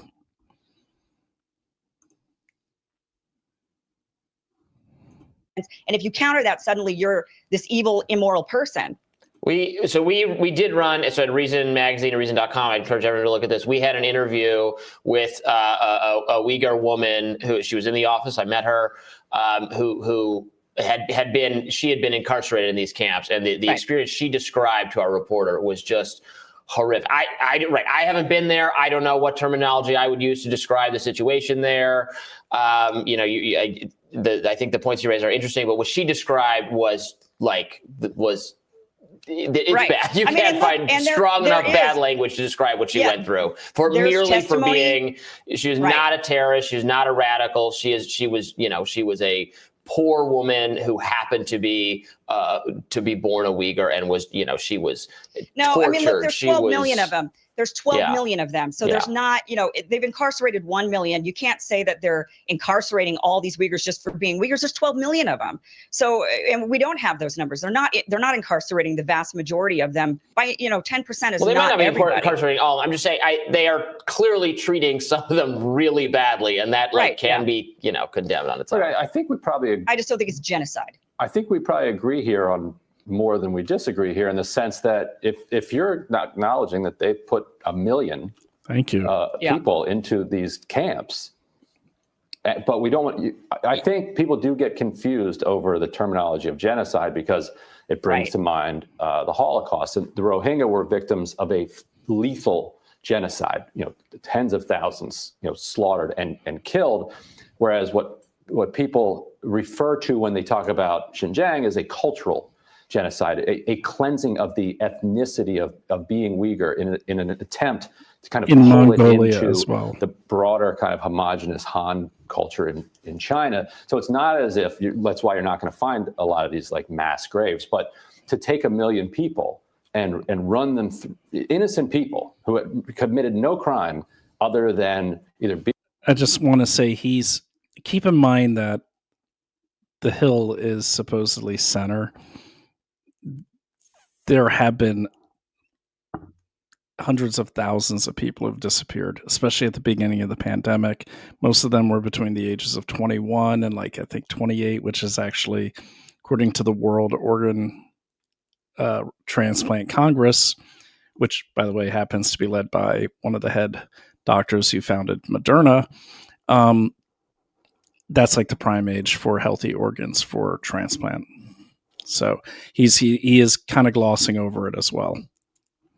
And that's a lot of that is in further UN reports and other independent reports. And I have a very good friend who was in a re-education camp and I believe might be down in Oregon as well and had escaped. So just for context, he's kind of softballing it too, but he's clearly disgusted and he's right. Like, she's like, well, they're not all in camps. There's only 1 million. Like, what?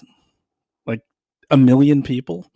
And he's also right too. Cultural genocide is also includes forced sterilization and erasing of people's language. They can't have babies. They're basically just cleansing them. They're in the cultural genocide part of it. It's not all at once. But think about that. It's kind of like when that PBS lead counsel, who one of my friends and colleagues helped take down when she was at Project Veritas. It's like when that lead counsel said, oh, we should take away the MAGA children and put them in, he actually said, re-education camps. So it's not a small thing. It's 1 million people in concentration camps. Yet if you saw those photos, I maybe counted 30 people if they were even Uyghurs. So that'd be like, yeah, he's right. Like some white guy blows a car up outside a bus station and kills 5 people. Should they lock up and re-educate all the white men in the United States? He's making a point I agree with. Being Uyghur and being suspected of maybe having some friends who believe something that the Chinese government doesn't want you to believe. To put 1 million people through those camps is something that we could say is horrific. It's bad. Yeah, I mean, I definitely agree with you that, when it comes to the incarceration, I don't think that they're trying to eradicate the Uyghur culture. I think that they're actually trying to restore the historic Uyghur culture, which is with wine and dancing and women and men being able to mingle. When the more fundamentalist Islamist groups came in and started to convert people into more fundamentalist Islam, the women were told to wear burqas to cover up. They weren't allowed to mingle with men. And that is what China has made outlawed. They've outlawed that sort of fundamentalist, more radical form of Islam, like what we saw rise up in Iran, rise up in Saudi Arabia, rise up in Afghanistan in the 80s. China says you can't do that here. The burqa's banned, right? So there's definitely a something going on, and I agree. The criticism that we should be looking at is, look, if you're just going to round a bunch of people up and accuse them of believing something and throw them in a prison because of their religion or their ideas, where is your burden of proof of that? Like, you can't just round a person up just because you suspect that they might be believing this fundamental ideology. You need to show us some proof. That is what we should be criticizing, their lack of actual trials and evidence for throwing these people suspected of fundamentalism in prison. But again, it just doesn't rise to this level of warmongering talk that is meant to war posture against China. I disagree with that. No war with China. No war with China. We're not. Yes, we should turn down the Tom Cotton button. We're not going to do it, and we shouldn't do it. I agree with that. We're not going to do it. It's not going to happen. Probably not going to do it. All right. Sorry to keep interrupting. Watch Ryan Grimm's face right here. This is priceless. This is it looks like he just vomited in his mouth. Like, this is crazy. She was off the Hill Rising shortly after this broadcast, but just keep watching his face. It's crazy. Tomorrow on Rising, Brianna Joy Gray will join us to discuss how to challenge President Biden from the left. Put my glasses back on here. And Sochi Namiki will be here to break down the New York gubernatorial race.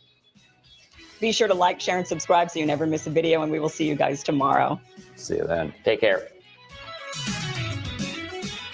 So that's, one of many. We'll just stop that there. All right. Look, the point of that is saying, look, maybe she's not a propagandist at all. Maybe she's just a crass idiot. I don't know. But to say that, first of all, she knows nothing about the culture of the Uyghurs or the history, that's very clear.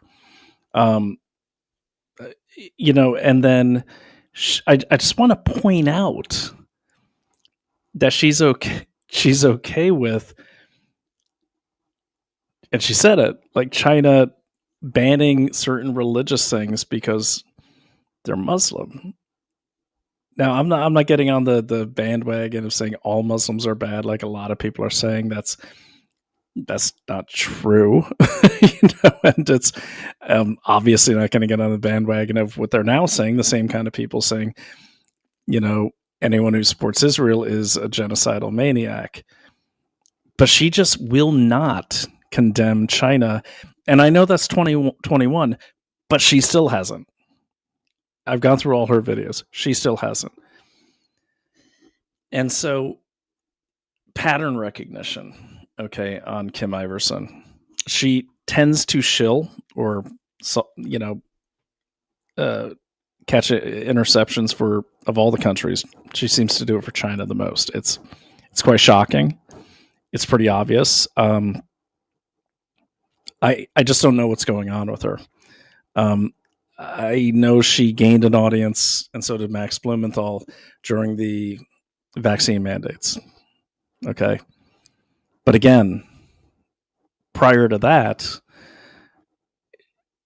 she sold herself as this middle of the road, say it like it is. Like, was her position on the Hill. She was going to be like the uncensored, type person. And which is easy to do, on something like the Hill, because they're kind of like center left. But that does, just like the report on influencers said, that does get, it creates a sincere authenticity, I think was their words. But the only thing she seems passionate about defending, in my opinion, from watching over 30 hours of her videos, she has hundreds of them, is defending, well, I'll put it this way. Defending everyone except for the U.S. and one of their main allies, that being Israel.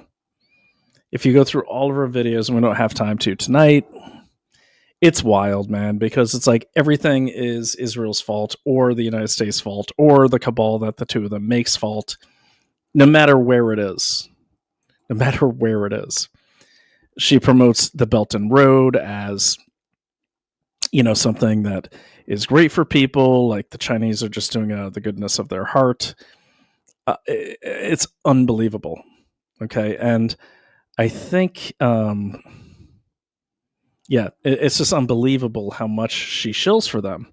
It's crazy. And I'm working on a Substack that will actually be done, which will have all of this. So really quickly, a couple sponsors. before it gets too low, I got some comments. Here we go. NeoTwit reposted this room. Hey, NeoTwit, thank you. I appreciate it. Thanks for coming. Clip keeps cutting out. Yeah, you know what, Ernest? Thanks, Cousin Ernie. It's the old computer. I don't know what's going on with it. I just, I put some new RAM in it, but it is what it is. So I'll just do this on the old Mac next time. I just like the big screens, but this all-in-one is getting kind of old, and who knows? I may be too far from the Wi-Fi. That's a small house, but you never know. But yeah. But thanks for letting me know. I will get that fixed, and I'll make sure that's fixed on the recording. And I'm trying to think. So, all right, couple sponsors here. I've actually started taking these. Really good. Okay, so the kimchi one I love. I've been taking this. It's actually kimchi. It's like really concentrated kimchi. Tons of benefits. Energy, immunity. I just feel better when I take it. It's fantastic. Use code WOLF. Get 25% off. Kimchi is really good. If you don't know what kimchi is, it's like this really, really spicy cabbage. It's made in Korea. They pack it in a jar. If you got into a Korean barbecue, it's those little plates they give you that you snack on while you're grilling your meats. Those spices and everything like that, they're really good for your gut health because they pretty much vaporize any parasites that are in your darn colon or intestine. So, it's, as gross as that sounds, that's the basic science of it. But you can't eat kimchi every day.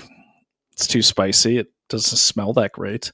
But the pills are great because they don't smell. And you pop them in the morning, and it's almost like you've got yourself a little army there, like vanquishing, the bad guys that are in your gut. Of course, in Kim Iversen's gut, I guess those would be Israelis and Uyghurs. But that's what's great about Kimchi One. So Kimchi One from Brightcore. Naomi just interviewed the CEO. She's great. Really understands gut health. And gut health is important because, especially if you got a little extra inches down there, like I got a couple, especially around the holidays. Sometimes we think, okay, I just need to get on the treadmill, but sometimes it's gut health. Your body's reacting to foreign elements, foreign parasites. So it's swelling to push them out, just like when you get a splinter. Things like kimchi and really spicy things, but especially kimchi, there's something in the fermentation that makes it really potent against harmful parasites in your gut, is really effective. Kimchi One from Brightcore. Get yours today. Try it out. Tell me what you think. I am taking it. I don't have the bottle in front of me, but normally I shake the bottle in front of you so you know, but it's good. And my backpack full of supplements is getting bigger and bigger, but I love taking all of them. So health starts in the gut. Get 25% off. Use code WOLF, wife's last name without an E, at mybrightcore.com/wolf, or call 888-575-4996 for up to 50% off your order and free shipping. And I tested that. The shipping's really fast too, which was nice. And then our other sponsor is, speaking of China, is, where'd they go? Oh, how embarrassing. This is terrible. Oh, there it is. Okay, it's right in front of me. Yeah. Oh, no, it's cruising along the bottom. All right. Let me just get rid of that big one there so they can. Okay, we're going to get rid of that banner. There we go. Okay, now I'm going to edit this banner on the fly so you can actually read it so it's not scrolling. There we go. Saved, and boom. All right, boom. Bellwether signals reveal 7 hidden economic indicators flashing red right now. Get the free report and learn. I got the report. It's really good. And learn how to protect your savings with gold. Download today. Go to clout.gold.com. If you forget that, it's Daily Clout.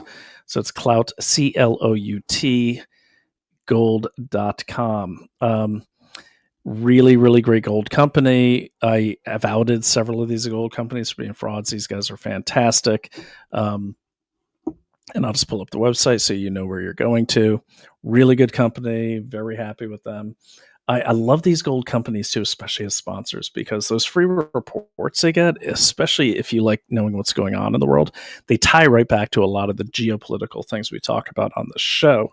So, for instance, China right now, for those of you that think they're not trying to take over the world, they are. It's not going to look like Red Dawn. They're buying up a ton of gold.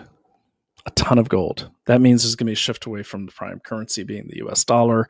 But that means what's bad for the dollar is good for gold. So as you all know, gold has gone up. I think it was like at the beginning of the pandemic, 2020, 2021, I believe it was like in the thousands, and now it's way over 4,000. It's insane. Like gold was never like the thing you'd invest in. It was like the old people thing, right? But it's one of the best investments I could have made. I wish I made it in 2000 because I'd have a lot more money now. I'm invested now, but understanding the geopolitics of what I talk about on this show, even with the influencers, it's very exciting to have an investment where you can actually learn how to see how geopolitical events affect your investment. And gold is one of the only things you could do that with because it's a lot easier. It's a lot less multidimensional. But if you go to American Alternative Assets, great company. Just fill out the thing. They're not going to spam you. I tested that out too. They actually have gold IRAs as well. And like all the other gold companies that have sponsored this show, they will ship your gold to you if you request it. It's going to cost you a lot of money because gold's heavy, but you actually do own gold when you get it. And again, check out the charts on gold. Just type in gold to Yahoo and you'll see the chart. Great investment. And it's going to remain a great investment. I can guarantee, like what China will do is they'll create some upheaval that actually drives the price of gold down so they can scoop up more of it. But here's what's really telling. They won't let Chinese citizens buy gold, only Chinese government or members of the Chinese Communist Party. Very, very telling, and senior members. It's a great hedge, but it's also a great investment. You just can't go wrong with this. So again, there it is on the bottom. Okay, go to cloutgold.com. Okay, and get your free report. And you won't be sorry. It's definitely worth it. And these are really good reads. You're going to learn so much. And you can actually call these guys anytime and they'll kind of explain the report to you and not even try to sell you anything. It's a great company. They've been around for a long time. So I've done the due diligence. They're very good. So again, one more time, you are going to go to CLOUT gold.com and get your free report today. Even if you don't invest, get that report. Okay, so we can start having a discussion about it. I bought a mixing board so I could start taking calls. Bought the wrong one. Dexter Taylor, currently in prison for doing nothing wrong, but I've had him on the show before. He recommended something. Dexter's a genius. I should have listened to him. I bought the cheaper one, the cheaper mixer, and I can't run like live calls through it. So we'll get that fixed because I want your live calls. I want to start having the discussion be more dynamic. All right. So that is that. Removing that. Okay, so where should we wrap this up? Aha, yes. So here's what I found. All right, so I was very curious about her. Okay. And what I did was I just kept digging. Sometimes you just got to grab onto a little, this and that. And I don't mind sharing my notes with you. Make sure I'm not giving anything away. No, I'm not. Okay, so this is just my Microsoft notebook, but I will let you see it while I'm looking for it so you're not bored. Okay, so stop screen. There we go. And then add screen. Okay.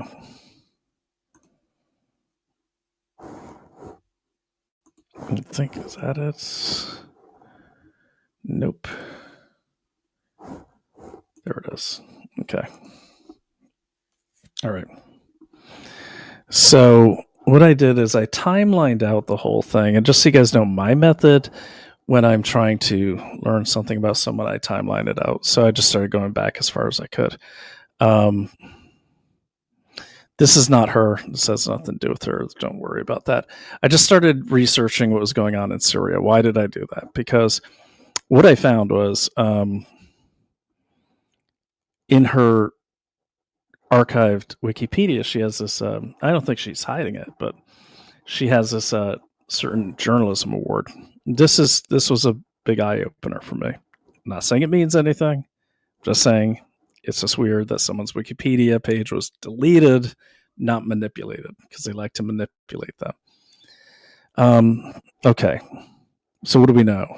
Well, let's start Wikipedia. And yes, I know Wikipedia is not a great source, but it is a good source to get started, because you then go to the sources in Wikipedia and you see what you can find out. The fact that I couldn't find her Wikipedia page is really strange to me. So let me get this up here. There we go. All right.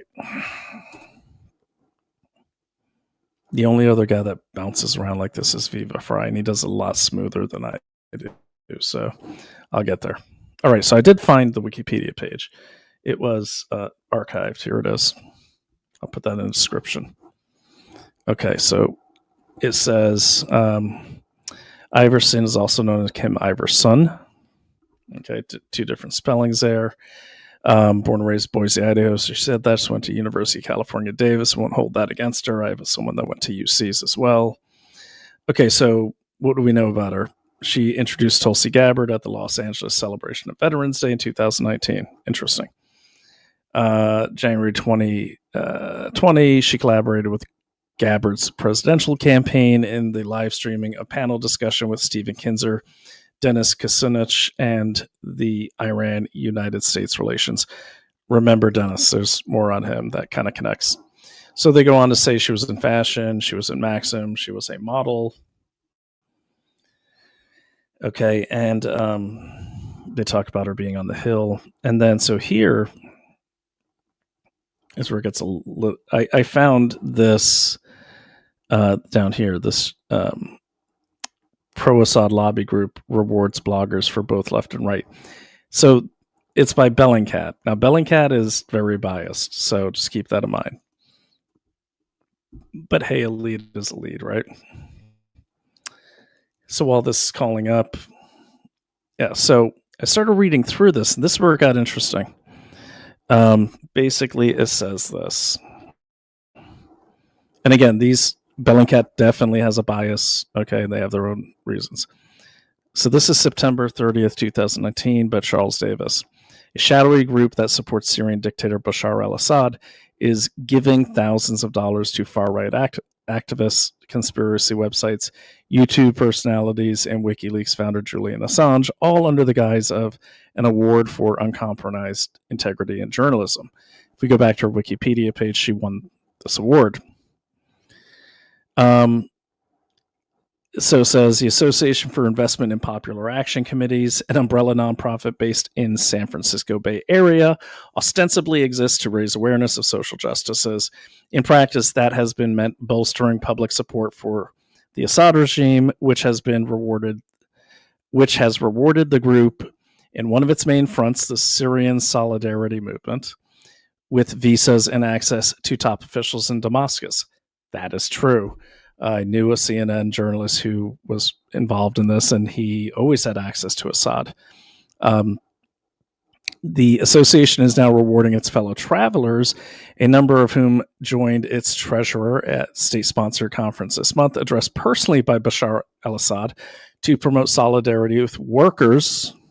Remember, we talked about the Communist Party and people of Syria. The award itself is supposed to be for integrity. The award is named after a U.S. woman who worked for Press TV, which is an Iranian outfit, who died in a 2014 car accident while reporting from Turkey. The funds provided by this award enable these courageous journalists to connect. Okay, you got it. It's from the website. This is just interesting and ironic. So the parent organization actually has the acronym AIPAC, but it's not like the Israeli one. How about that? While obscure and not to be confused with the AIPAC that supports the state of Israel, the association behind this latest journalism award has made headlines for their generosity just last year when former Ohio Congressman Dennis Kucinich disclosed that he'd been paid $20,000 to speak at a 2017 pro-Assad conference in the United Kingdom. Now, look, don't get me wrong. I know a lot of people, especially now, are like, Assad was good. He should have stayed there. They killed him, whatever. All of our U.S. presidents have been against Assad. We've taken military action against Assad. So if you are, at any of these times, an American pushing a pro-Assad message, you are technically going against the American nation. Now, attack me if you want. Say, oh, you're just, getting in line. You see what technically you're kind of aiding and embedding through messaging. That's all I'm saying. You're making a conscious decision to, basically run propaganda for another government. Not saying that's what Kim Iversen does. What I am saying is she is further in this article. So they go on about Kucinich, and they go into the NGO behind it. He later pivoted. Okay, that's the IRS filing. I don't trust Bellingcat, so I checked it out. It's actually there. So the Syria Solidarity Movement was established in 2013 to facilitate North American speaking tour for Mother Agnes, as per its website. Mother Agnes is a pro-Assad nun who argued that the hundreds of victims of a 2013 Ghouta sarin attack were planted by high government insurgents, not killed by the state. Spoke at rallies across the U.S., as a representative of the Syrian Masala reconciliation, blah, blah, blah. Okay. The movement is a foul peace initiative launched by the regime in Damascus and led by Ali Haidar, the minister in Assad's government and leader of the Syrian Socialist Nationalist Party, the SSNP, Syrian Socialist Nationalist Party. Connects with the workers. Kind of seeing the theme here. Also seeing another theme, too, that when it's their guy, the massacres never happen. When it's China, the massacres never happen. When it's Assad, the massacre was fake. It's always the CIA or some shadowy group. It's the thing they do. That initiative. Now, I just want to point out, too, if the massacre was fake, why did Obama, all the way into Donald Trump, all bomb Assad for the very same violations, gassing his own people, poison, sarin gas? And there's receipts too. I'll put them in the description of the actual shipping of that, which could be planted, but at some point you kind of got to go only a few layers deep. It's an official document. I got to go with that. That initiative is strongly supported by the Syria Solidarity Movement, the SSM, despite the fact that the SSMP is a rabidly anti-Semitic, fascist organization that advocates for a greater Syria, incorporating Lebanon and Palestine. Its logo is a stylized take on the swastika. Don't have it here, but I did see it. It took a long time to find it. It's kind of like rounded. It's weird. And the group has exploited its international ties to the far right to lead the Syrian regime solidarity reach abroad. That's not to say all of the far right, but I don't consider Kim Iversen far right or any of these other people. But I guess it's kind of like when we look at the left, if you've never been in that ecosystem, they all seem like the far left to us. So indeed, the SSMP's Haidar spoke at the same 2017 conference with Kucinich, while Susan Durham, National Coordinator of Australians for Masala, is a founding member of the Syria Solidarity Movement Steering Committee. Okay.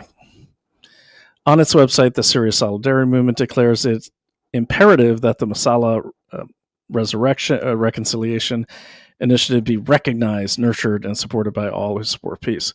Whatever. Okay. Now, the name, the guy here, so the guy in charge of the SSM, between 2007 and 2017, the association received at least $1.8 million in support from undisclosed donors per financial reports filed with the IRS. I'll give you the link. We don't have to look at it now. Its president, Kamal Abayad, is a structural engineer. Wait for this. Is a structural engineer and advisory board member of Architects and Engineers for 9/11 Truth, which maintains that the 2001 attacks on the World Trade Center were an inside job. The association also funds the International Solidarity Movement of Northern California for the pro-Palestinian group. you're kind of seeing all of these things converging. Okay. Anti-Israel, BDS, boycott, divest, strike, I think. 9/11 was a hoax. Massacres on people, they're all hoaxes. Max Blumenthal thinks October 7th was at a minimum embellished. They have an entire nonprofit dedicated to saying these architects and engineers say that it didn't go down the way it did. Well, I was in New York shortly thereafter. That was definitely the smell of thousands of ash bodies, and maybe they took out some other buildings along the way. Who knows? But I mean, I was in the war on terror for a decade. Okay. So anyways, what I am saying is so many of these, I don't want to call them conspiracy theories because I haven't researched them thoroughly, because honestly, like, having been involved, maybe I'm biased in terms of fighting back against terrorism at the time. But I will say that all of the same people carry all of the same beliefs and theories. World Trade Center was, an inside job. The Israelis are bad and evil and responsible for everything. What else is there? Now we have Assad didn't actually gas people over a few decades.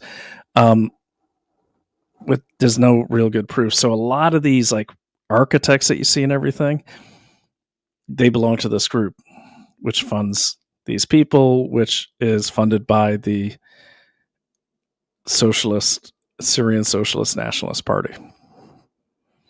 Who else do we know that were socialist nationalists? The Nazis. Okay. And they have a swastika, just saying. Okay. Paul LaRuti, the group's treasurer, describes himself as a former U.S. government advisor to Saudi Arabia, is a fixture among Bay Area Palestine activists with whom he has often clashed due to his own associations. LaRuti also frequently appears on Iranian state media. You could go watch it at that link. In a May appearance, Press TV, marking the Iranian government's International Quds Day, he spoke alongside Holocaust denier Kevin Barrett. That's another theory. Holocaust denial, 9/11 denial. Israel's bad. I mean, it's like one of those songs we sang in camp where you keep adding to it. The September 11th false flag attack was perpetrated by extreme Zionists as part of the long-term conspiracy aimed at world domination. This is the Iranian group saying this. These are the same talking points that some conservative commentators are getting a following. People saying, oh, it makes sense because I trust you. There's not a lot of evidence for any of this. There's no evidence showing that Israel had anything to do with Charlie Kirk's murder. The same people are pushing that as well. The same people.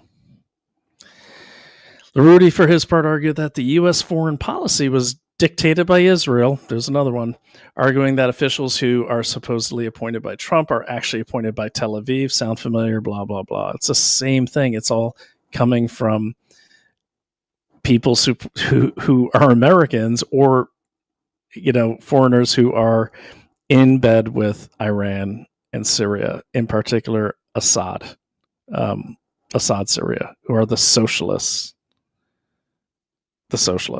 Right? It wasn't the first time Barrett LaRuti appeared in tandem. Okay, I'm not going to go through it all. Yeah, and they say it too. The Syrian Solidarity Movement has republished Barrett's claims that the chemical weapons attack in Syria are rebel false flags designed to spur a Western humanitarian intervention that never came. Here's the thing. This goes back to what I was saying about both sides are being attacked by the COMINTERN. When in saying this, they are saying that not only Trump, but also Obama were lying to the American people about what really happened in Syria. That matches the pattern I'm talking about how this is a nonpartisan attack, like they're going after everyone. Okay. So LaRuti has also suggested Jewish financier George Soros may be funding the boycott, divestment, sanctions. movement to subvert anti-Israel activism, which is weird because the other guy that actually funded it, that's mentioned here, is actually one of the founders of it. When it comes to Syria, and I agree with him on George Soros. Soros is a chaos agent. That's how he makes his money. When it comes to Syria, Liberty has not just aided the regime at home. In 2014, he went to Syria to serve as an international observer for a sham election that Assad won with 88.7% of the vote. While in Damascus, he and others observers were hosted by the International Union of Unified Ummah, an Iranian NGO. Okay, let me get down to the bottom. They got the right there. Okay, so here we go. He was not. Neither Liberty nor Abayed have responded to emails, phone calls, voice messages.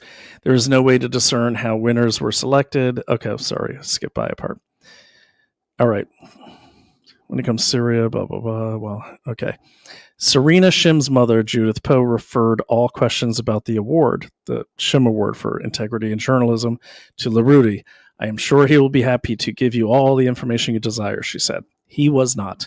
Neither Larudi nor Abayed have responded to emails, phone calls, voice messages requesting comment about the prize or its enticing dollar component.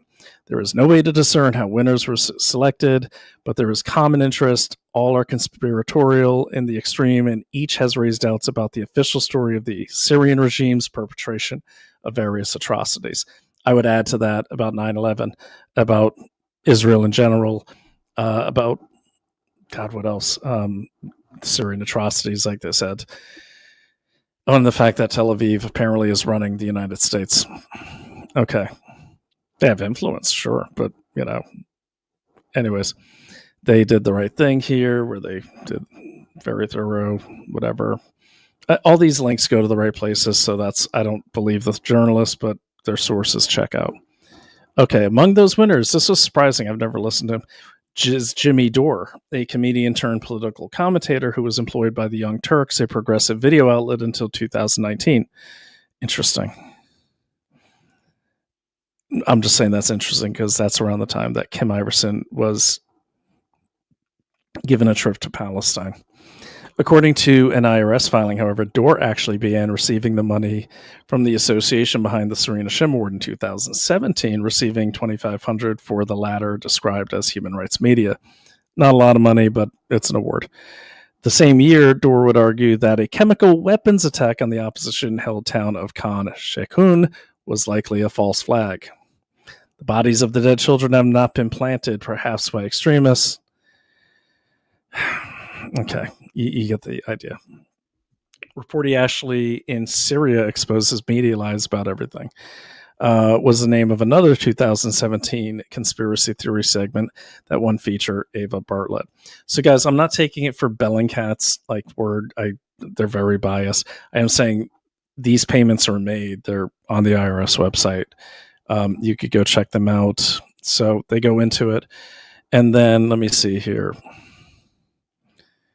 Okay, so while the association has not yet filed its IRS disclosure, another Serena Shim Award winner, Kim Iversen, revealed in a celebrity post on Instagram that her prize came with a payout of $1,000. A YouTube host who has rocketed in popularity from 5,000 subscribers in February to over 166,000 today. And that would be February. I think this is April. Iversen has put out videos on a gamut of geopolitically fraught topics, speculating that an Iranian attack on an oil tanker was a false flag, and arguing that Saddam Hussein and Muammar Gaddafi were overthrown by the West for trying to sell oil in a currency other than the US dollar. It's possible. Iversen has a particular interest in the long-shot presidential candidate, Tulsi Gabbard, with 1 out of every 10 of her videos centered on the congressperson. That's fine. She was probably paid. That's normal. She should say it's paid content, though. A favorite of pro-Assad conspiracy theorists who herself questions the Syria regime's responsibility for chemical weapons attacks. It's an honor to be recognized for taking a stand even when it's unpopular, Iversen wrote August 2nd. The 5,000 cash reward will help elevate me to the next level. I've already indexed this in case she tries to remove it. That does exist there. You could just click on it and go. I think it's going. I clicked on it by accident, but 2 doesn't. Oh, there it goes. Oh no, that's just the award. Anyways, let me speed this up because I'm kind of rambling on. I want to get to what I'm getting at. Okay, so they go on and on. They talk about other winners of it. Okay, Mint Press News, which is 2013. Again, these news sources are always biased. I know what Mint Press is. They got their own bias. So I go to you got to take these things. You got to find other sources. Just telling you. I'm just reading this off of this for convenience. Mint Press News published an article attributing the chemical attacks in Syria to anti-Assad rebels. The piece was attributed to a journalist who denied authoring the story, was awarded an undisclosed amount of money. 3 of its regular contributors, Whitney Webb. I know Whitney Webb too. I haven't looked into her, so I have nothing. I'm very neutral on Whitney Webb. I don't know her work. I know who she is, though. I know what her work is. I haven't gone through all these. Blumenthal, yes, but Finian Cunningham and Max Blumenthal also received an award, as did Rania Kalek, a Russian state media personality, who in 2018 was found to be surreptitiously on the Kremlin payroll. I know it's tough, right? Russia hoax doesn't make Russia good. Remember what I said at the beginning. I'm just saying, I'm looking for interviews where these people all discuss these things. Okay. So yeah, it goes on and on. Okay, so there we go.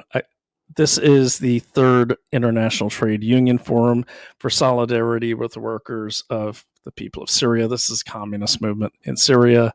And there you can see right there's Max Blumenthal. There he is right there. Okay, and then LaRudy is right there in the front. I believe that one or that one's LaRudy. Anyways, from right to left in the front row. Okay, so we have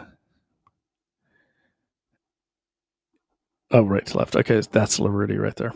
Okay, so they go on, and then they were giving money to one of our congressmen as well. Okay, there's more. And then I'll wrap it up. Let's look at the Syrian Solidarity Movement. By the way, when you're doing this, download everything because it does tend to disappear. Okay, so go to my other tab. There we go. All right, so it was established in 2013. NGO Monitor says this. Billingcat, we already talked about him. Paul LaRudy, Government Global Ops. LinkedIn, Paul LaRudy. Okay.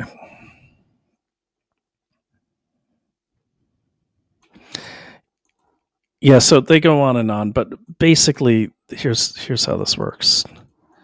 Let me just call up the site. Copy. So basically, the Syrian Socialist Nationalist Party funds the that award, the Shilashim Award, and then you'll see that the Syrian Solidarity Movement, which is out of San Francisco and is run by a guy who, for some reason, runs a piano company in San Francisco, very well known to the locals. But what they also support is pretty much all of the Hamas groups right now.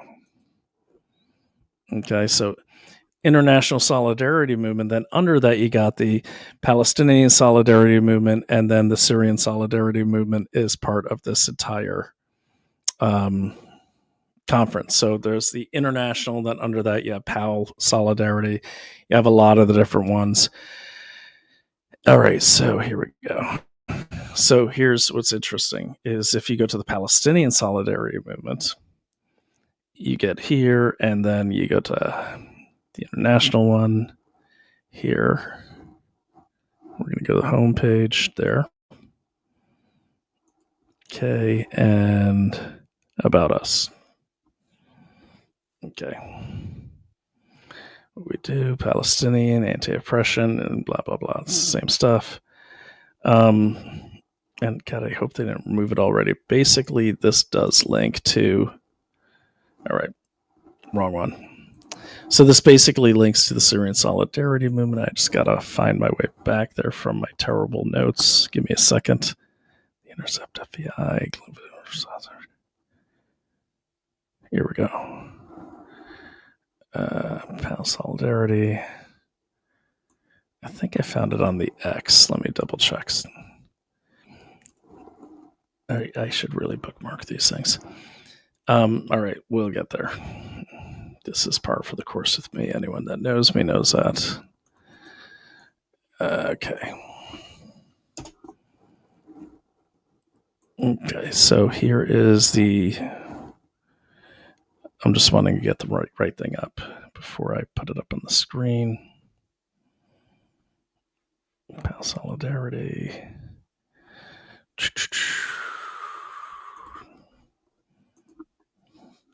Oh, I know where it is. It's in the... That's how I got it. Okay. The Shem Awards. So that's, yeah, I'm sorry, guys. That's where it is. I was trying to remember how I found it. So what it is, yeah, you got to go to those awards to get there. So let me do this.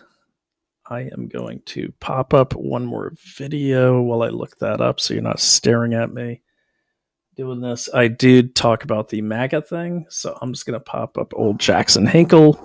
Sexy, this sharp comparison, is it why you started to promote the MAGA communism? Can you just briefly introduce the idea? Because to be honest, when I first saw these words together, I thought that was a weird, if not crazy idea. Yeah. MAGA communism, it's really interesting because the Trump campaign was an outsider campaign. He's an outsider figure, but even more so, the Make America Great Again voter base of his movement is really beholden to nobody, even Trump. You know, they will call out Trump if he has bad stances on the Ukraine war or certain issues.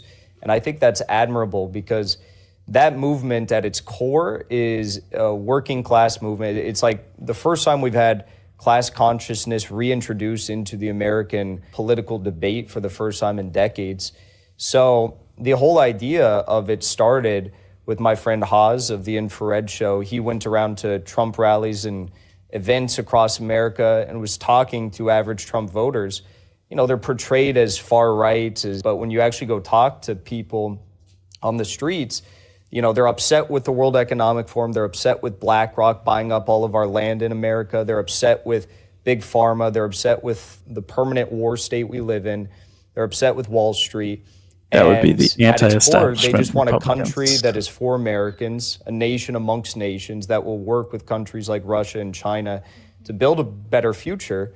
And I think that's really beautiful, and it kind of is the essence of communism. It's a country for the people to uplift our standard of living and increase our prosperity. You know, it's like the desires of the people here as well, and something that she has been able to fulfill in large part. So that's where MAGA communism came from, and it's made a lot of waves. Mm-hmm. Can I interpret it as only communism can save America? 100%, yes. Only communism can save America. That's a perfect way of putting it. The way we usually talk about it is a country that will focus on development, production, manufacturing, rather than a hyper-financialization of our markets. And in the process of doing that, you know, an economy that will actually value and benefit the people of the country at the same time. Mm-hmm. Sure. So let's get to the young people in the States, because we know that a large portion of your fans are young people, and you yourself is also from Generation Z, I guess. Yeah, of course. So how do the young people in the States, how do they view the domestic and international politics? Do they still care about it? And if not, what do they care the most? I think it's a really interesting time in America because so much of the younger generation, it seems like they almost care more about foreign policy and foreign politics than even our own domestic situation. You know? Yeah, I mean, you look at Twitter right now, or you look at any social media platform, look at the major creators and political influencers. They're all talking about Ukraine or Israel or Gaza or whatever it might be. I do that as well, of course, but my focus is always stop the madness that's ensuing, and let's focus back on American politics. So I think that's where MAGA communism kind of comes in handy, because it's like, that's the end goal, but first we have to stop all these pointless wars and sanctions and government interference, coups, regime change operations. But you have to think about it like, I'm 24, so my whole life, America's been waging wars, whether in like Iraq or Afghanistan, Syria, now Russia and Gaza. So we kind of just grew up with this permanent warfare, permanent war state. And now we're headed towards World War III. So I think a lot of young Americans are concerned about that.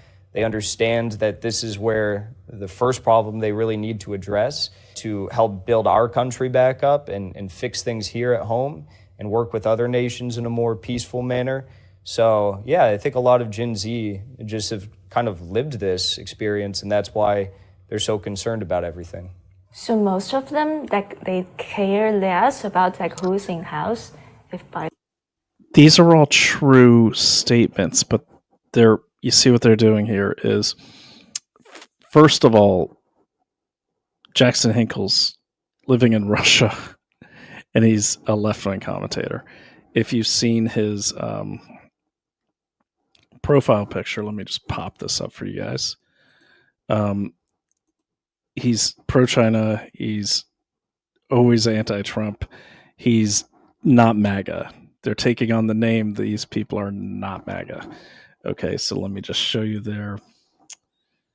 By the way, this is how I research when I go on my binges, like I just recently did. So bear with me, and thanks for hanging out with me. If you have to go to bed, and I have to go to bed here soon too, so I'm not a zombie at breakfast tomorrow.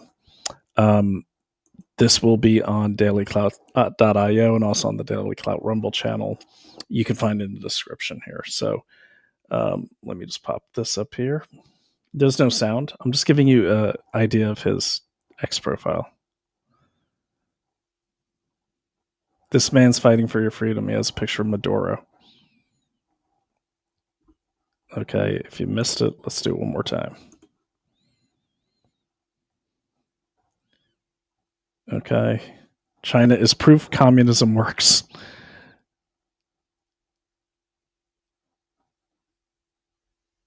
Maduro's fighting for our freedom. Okay, you got the idea. Now, let's go a little further. Where'd it go? Okay, so I did get the award.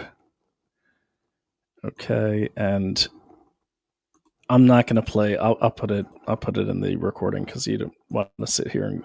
But if you go through Kim Iversen's website, she has Jackson Hinkle on. I don't know if she has Jackson Hinkle on, but she has the founder of MAGA communism on. And she's, in my opinion, she's a bit gleeful about it. Oh, it makes so much sense and all this. So again, giving the information, you got to make your own decision on what you think. Okay. Here's what I'm seeing. I'm seeing a pro-China sentiment. I'm seeing an anti-Israel sentiment, which seems to me to be a pro-Palestine sentiment. I'm seeing almost an anti-Western sentiment, definitely anti-capitalism. She's pretty much just made that clear. I mean, the problem with doing the research on her to show her leanings is there's just so much of it. I mean, there's so much of it that it's undeniable. And this is kind of what the communists did, is they, it's quite fascinating actually, but let me just give you guys a little history. Let me see here, the source.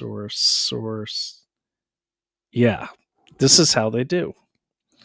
All right, so what we got here, let me see, what am I going to read from? So this is called from a report called the Coalition, Communists and Coalition Governments. What I searched for on this was, because it's been a while since I've studied this in college. So what I searched on was, do communists first align with political groups, political parties that are pre-existing, and then take them apart from within? Okay. and that's what I searched on, and that's kind of what I found historically. I mean, it's a research report, but let me just see where this file exists, guys. Okay. Every time I do this, I'm like, this is going to be the time that this thing just runs smooth. That's all right. All right, I'll just share the page. There we go. Okay, we're going to remove Jackson. Going to remove his CCP girlfriend. That girl was totally jamming on him too. That was kind of funny. All right, so share screen. All right. So what did I say at the beginning? We've been going for quite a while. I said at the beginning, both sides are getting attacked by communists, are getting subverted. The Democratic Socialists of America, who are communists, they spell it out, are out to take down the Democrats, the Democratic Party. Okay, and it seems like, I'm not going to say MAGA communism, but this entire cabal of pro-communist, seemingly pro-communist people like Kim Iversen, and in my opinion, she's pro-communist. I'm not saying she is. I don't know. She says she's not. It kind of sounds like she is to me. You got to make your own choice on that. But they all are doing the same thing. They're going after the youth. They're going after the working classes, saying, "Oh yeah, no, it's the bad oligarchs at the top. It's the Trump's not," and you hear it on X. They're like, "Trump's not going to help you. Look, he hasn't done anything right, and now he's giving he wants you to go to war for Israel." Okay, yeah, I deployed after 9/11. Honestly, I never met my first Israeli until I was a civilian. Just saying, and I was all throughout that area. I'm not saying they weren't in the war. Of course they were, but what I'm saying is, it wasn't like we had men in suits with, from Israel directing our commanders. It's just kind of like stupid. Okay, so is that it? Yeah. Thank God. Okay. So this is the report I'm reading from, and I'm not going to read the whole report. It's too long. What I do want you to see is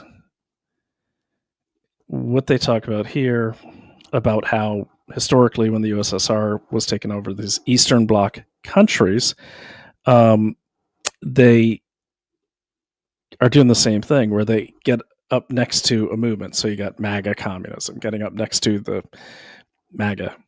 You got the Democratic Socialists of America getting up close to the Democrats, kind of like parasites, okay? And so let me get here.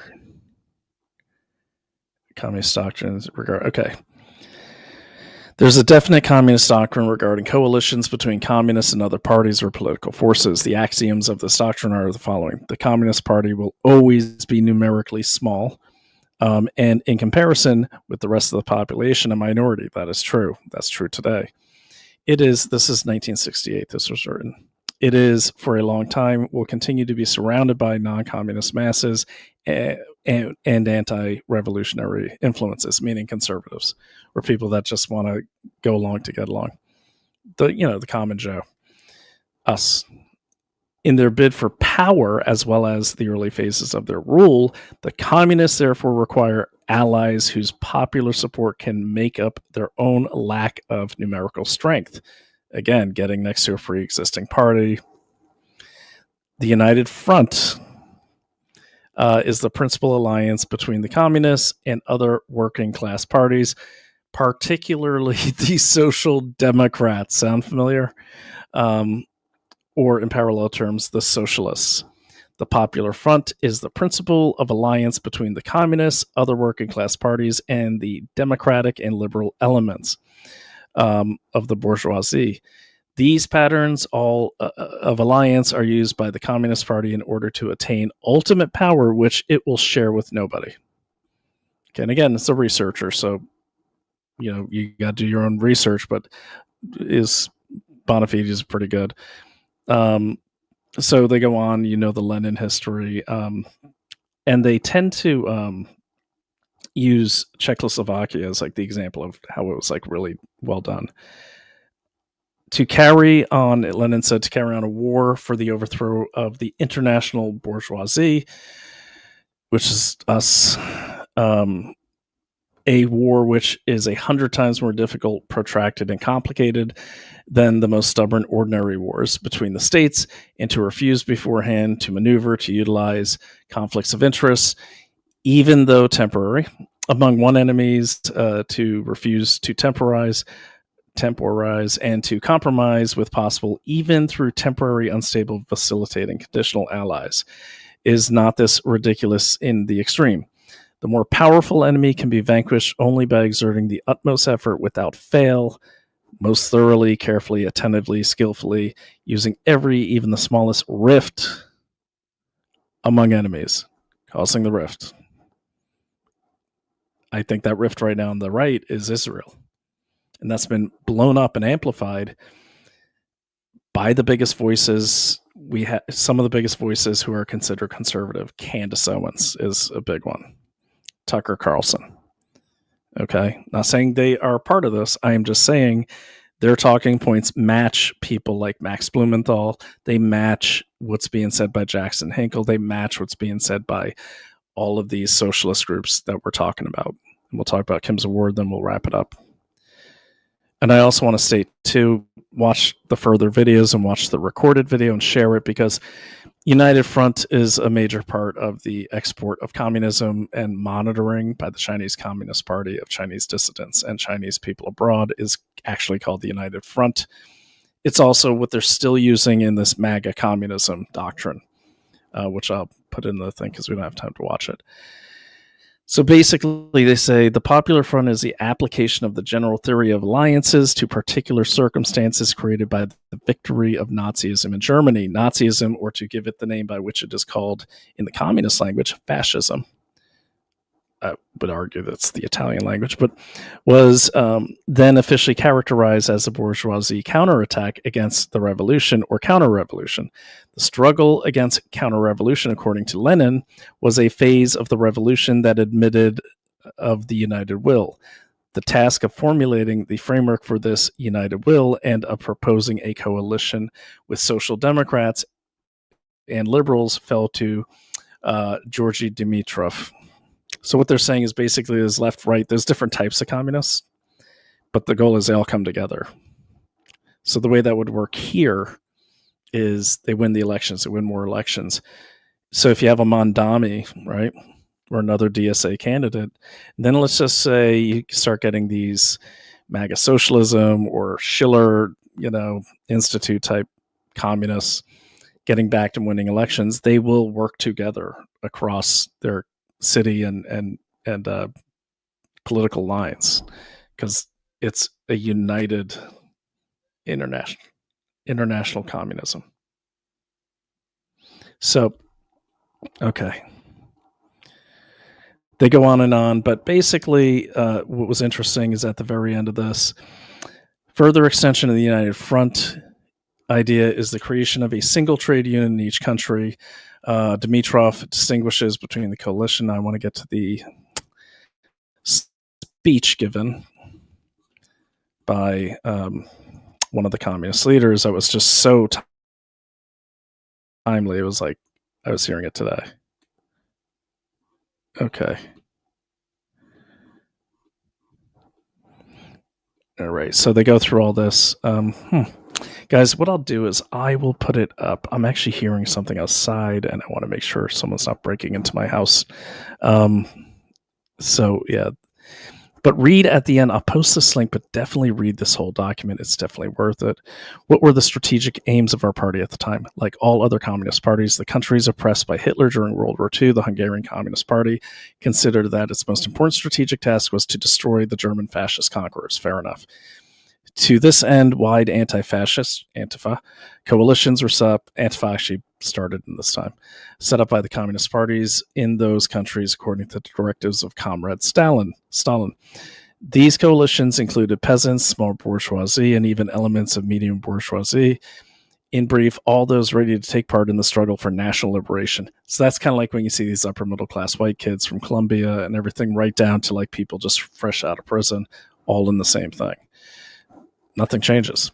The Communist parties foresaw that the victory in this hard struggle would not only mean the defeat of Nazism, but also the overthrow of the allies of fascism, however they define them, the big feudal landowners and the capitalists. So apparently the big feudal landowners and the capitalists are the friends of the Nazis. Never mind that we, probably saved all of them from the Nazis, but, let's not let the details get in the way of good revolution. So they go on and on. I won't read the whole thing, but basically I want you to read this so you can see how exactly like they're following the same script, these communists. And it's not just left-wing communists. I think that's where a lot of people miss it. They're looking for the blue-haired Antifa type people.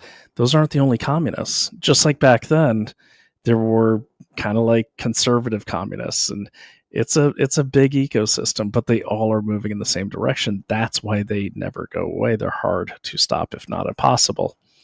The other thing that I want to talk about, because I'm seeing it in the comments already, someone already said, oh yeah, but Marx was Jewish, Engels was Jewish, the Communist Manifesto authors, creators. Absolutely. But here's the thing. So were a lot of other people. Okay. It's actually a tiny percentage of Jews that were communists. But here's the thing as well. When they become communists, like for instance, Marx was done with his religion if he ever had it. So there's secular Jews and religious Jews, people who believe in religion, people that are atheists. All Marxists, all communists are atheists by their very nature. China's officially an atheist country as a communist country. It's in their constitution. So a lot of people point to that and say, yeah, but look at Marx, these guys, these big names are all Jewish. True enough. But again, keep in mind that just like with every group, they were not the majority of the communists. The majority of the communists actually in America, according to Communist or ComUSA or whatever it is white Christian males, followed by, I think, black Americans, followed by Hispanic Americans. I don't even think like Jews fall on that scale. I guess the point I'm making is I'm just countering that argument early. Check out the numbers. I'm not making it up, not shilling for Israel. I'm just saying, that's what's been amplified, but they don't amplify the other things. So remember, you're not just looking for the blue-haired people, but you're looking for these very active organizers, and they're using the same script that they were using back then with the COMINTERN. The new COMINTERN, just like the old one, when you go to the website for the MAGA communism, this Aldine guy who formed it with Jackson Hinkle, they're using the same lines like, no, we don't want to take away land. No, we don't want to do this. No, we just want everyone to be free. But that's exactly what Lenin says in this document. He says, and he's quoted saying it, like basically, as long as they don't see it coming, we'll promise them whatever we want. And it sounds wonderful. When you listen to these guys, not Jackson Hinkle, but the other guy, he sounds very reasonable. But if you understand and you're familiar with the history of communism and communist revolutions, you realize that is the sales pitch. Get everyone's guard down. They're just like me. These communists are not so bad. They're just like the working man. And you'll see Iversen, as I leave you with this video, goes into the same thing. But just so I can tighten up that loop, let's talk about this is the last document I will share. So this is archives. This is the Serena Shim Award.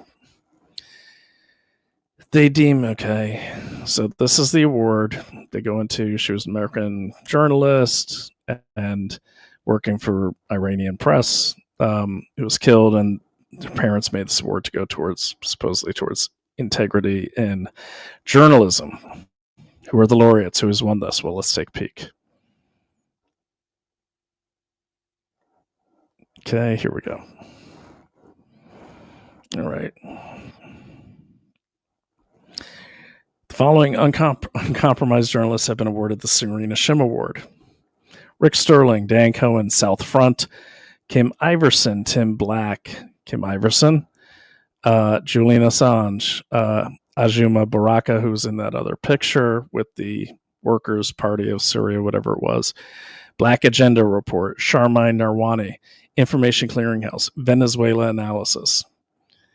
Finning Cunningham, Gareth Porter, The Iranian, Moon of Alabama, that's old actually, Whitney Webb, Max Blumenthal, Jimmy Dore, Rania Kalik, Vanessa Beeley. So when you look at these ones here, and here, you're going to know that they're all pretty much messaging the same thing. If you go a little further in time, so that one was from 2019 September, and it's weird. She did go to Palestine, and it was paid for by some Palestinian group, either before or after, very close to the time she won this award. So this is now the version from June 23rd, 2024. Okay, there's Jackson Hinkle, Kit Clarenberg, who's also Gray Zone, which is Max Blumenthal's outfit. Kim Ives, I wonder if that's her. I'll have to check that out. I haven't looked at this version yet. The Gray Zone. So now they put the whole Gray Zone on there. Aaron Mate, he's also with the Gray Zone. There's Kim Iversen again. Same people. I'm just seeing if there's any new ones here. Whitney Webb. Yeah, so you got a Syrian analysis. So, final thing is, go to the homepage. They talk about who they are funded by. There we go. About the award. The award is, yeah, here we go. American Journalist, World Food Program.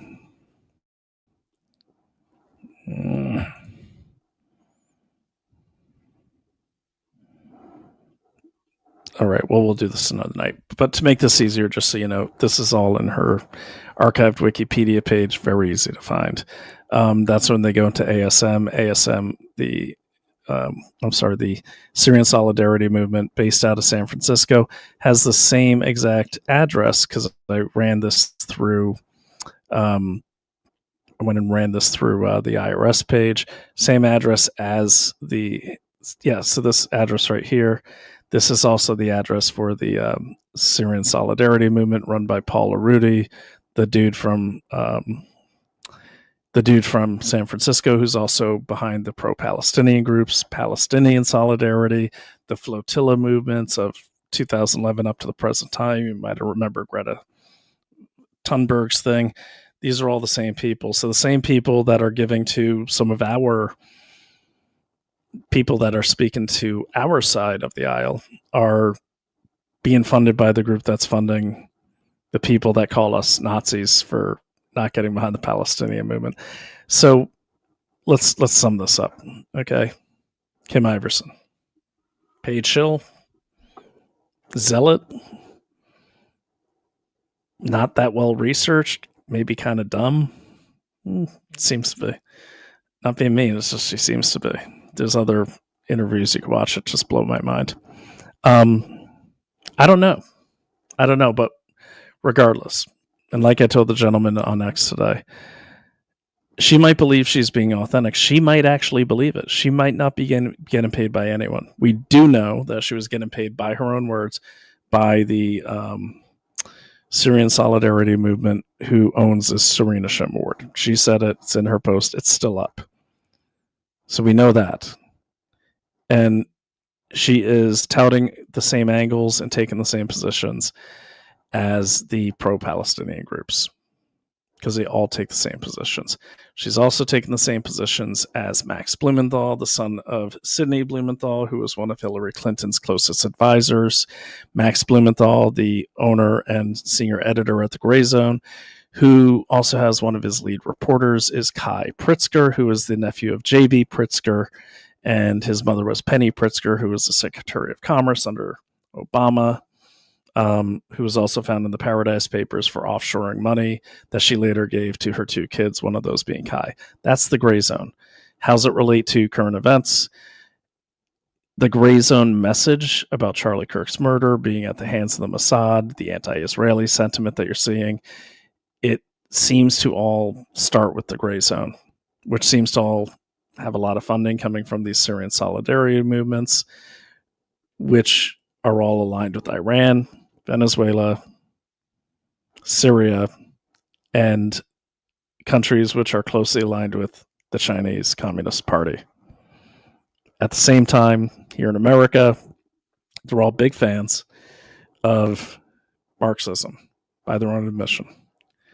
Okay, so I'll leave you with that. I'm just going to let this run itself out. I can take down that screen. I will write this all up. It'll be a lot easier to follow. What I do want you to listen to is this is the founder of, let's see if that's the video I'm going to play for you guys. All right. So much more. You always think you can fit it all in, and you never really can. There's never enough time. Okay. Got that. Got that. Let me pull up my notes here, and I'll leave you guys with the video. Okay. This will work. Kim Iversen, Braver Angels. I'll get all these notes up because there's also, she has one called What I Saw on the West Bank. That's back in 2019, where she admits like she spent one day on the Israel side and like 10 days on the Palestinian side. She received praise from a guy named Jason Lightfoot in 2020, a guy who is already in a government report as being under foreign influence. And then finally, it looks like someone... Oh yeah, she got very, very. She was almost like gleeful remember when Tim Pool and all those guys got accused of taking Russian money. It was later found to be completely false. Yeah, I'll put all these. There's so many. So, but on that note, yeah, I'm going to leave you with this. So, just recently, she interviewed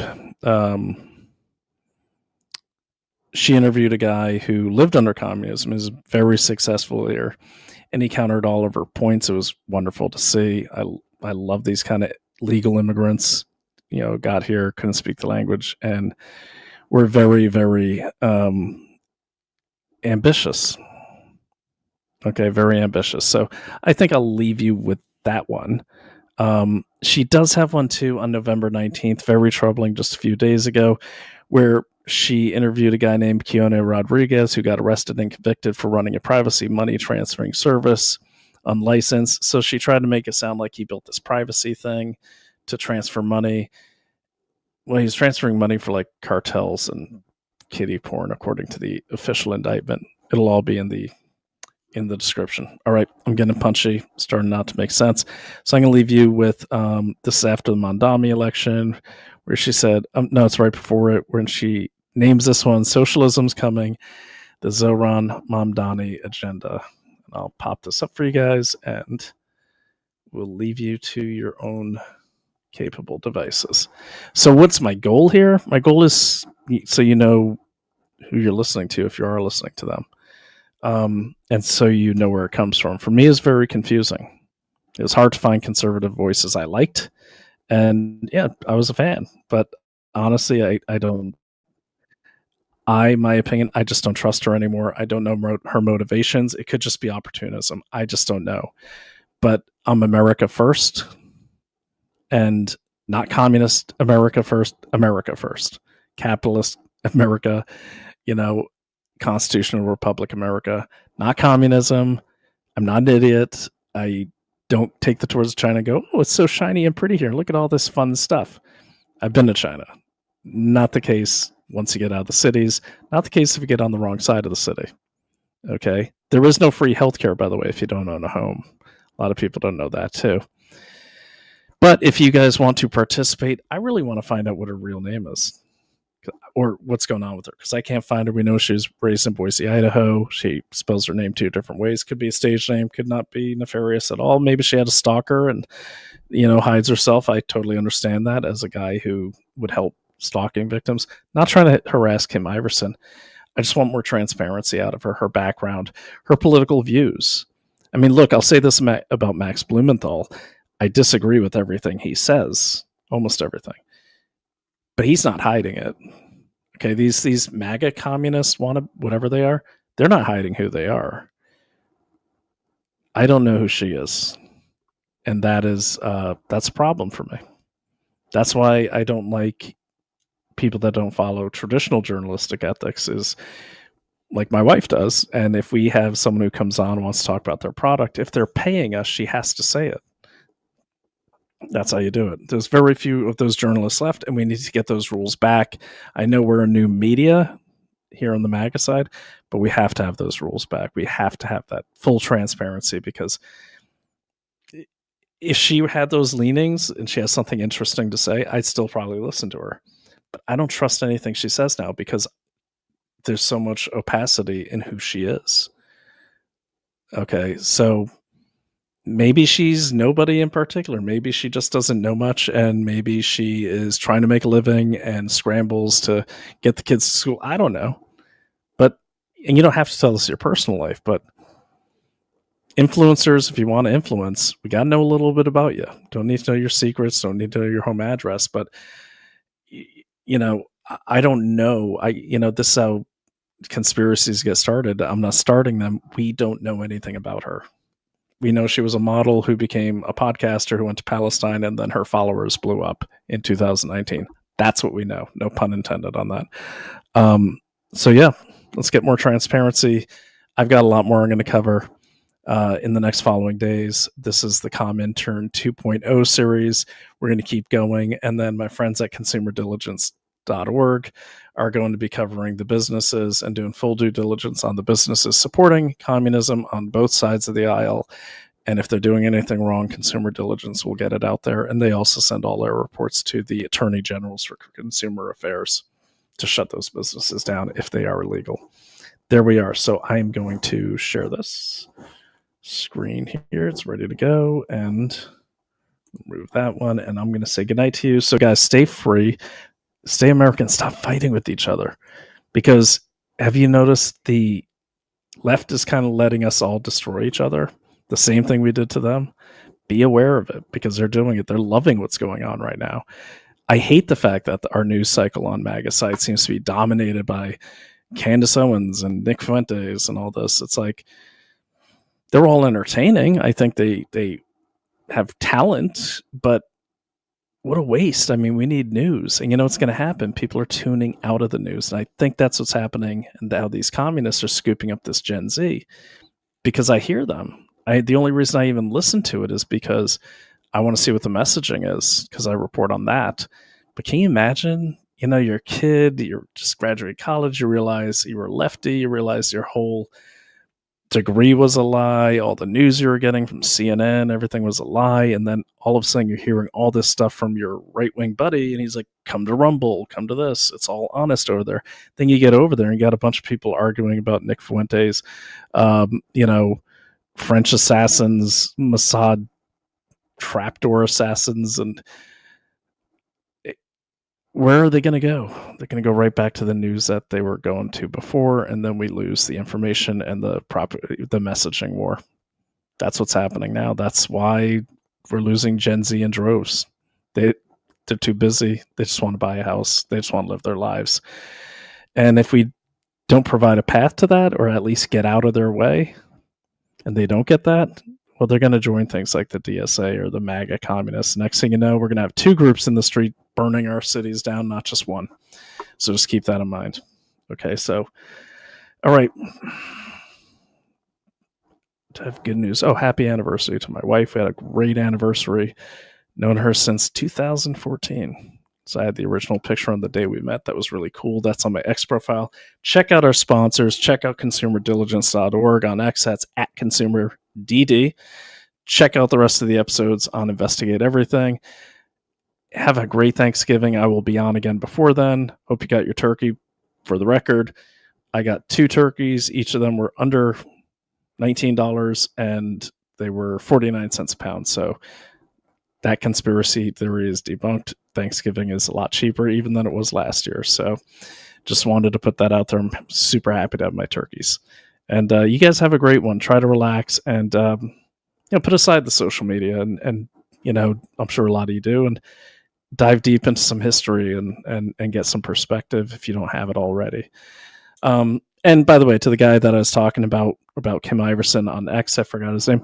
Welcome to come on, have a conversation. It's not a trap. I think we should talk more. More people should, because honestly, the enemy is them, the communists or the Comintern or the Marxists, international, and we are one team. We are one team. So let's quit fighting. All right, guys. I'm going to leave you with Kim Iversen interviewing a guy who survived communism. This is a great piece. So if I could get it up on the damn screen. Okay, there we go. If it'll let me. There we go. All right, good. It's going to be a good day. All right.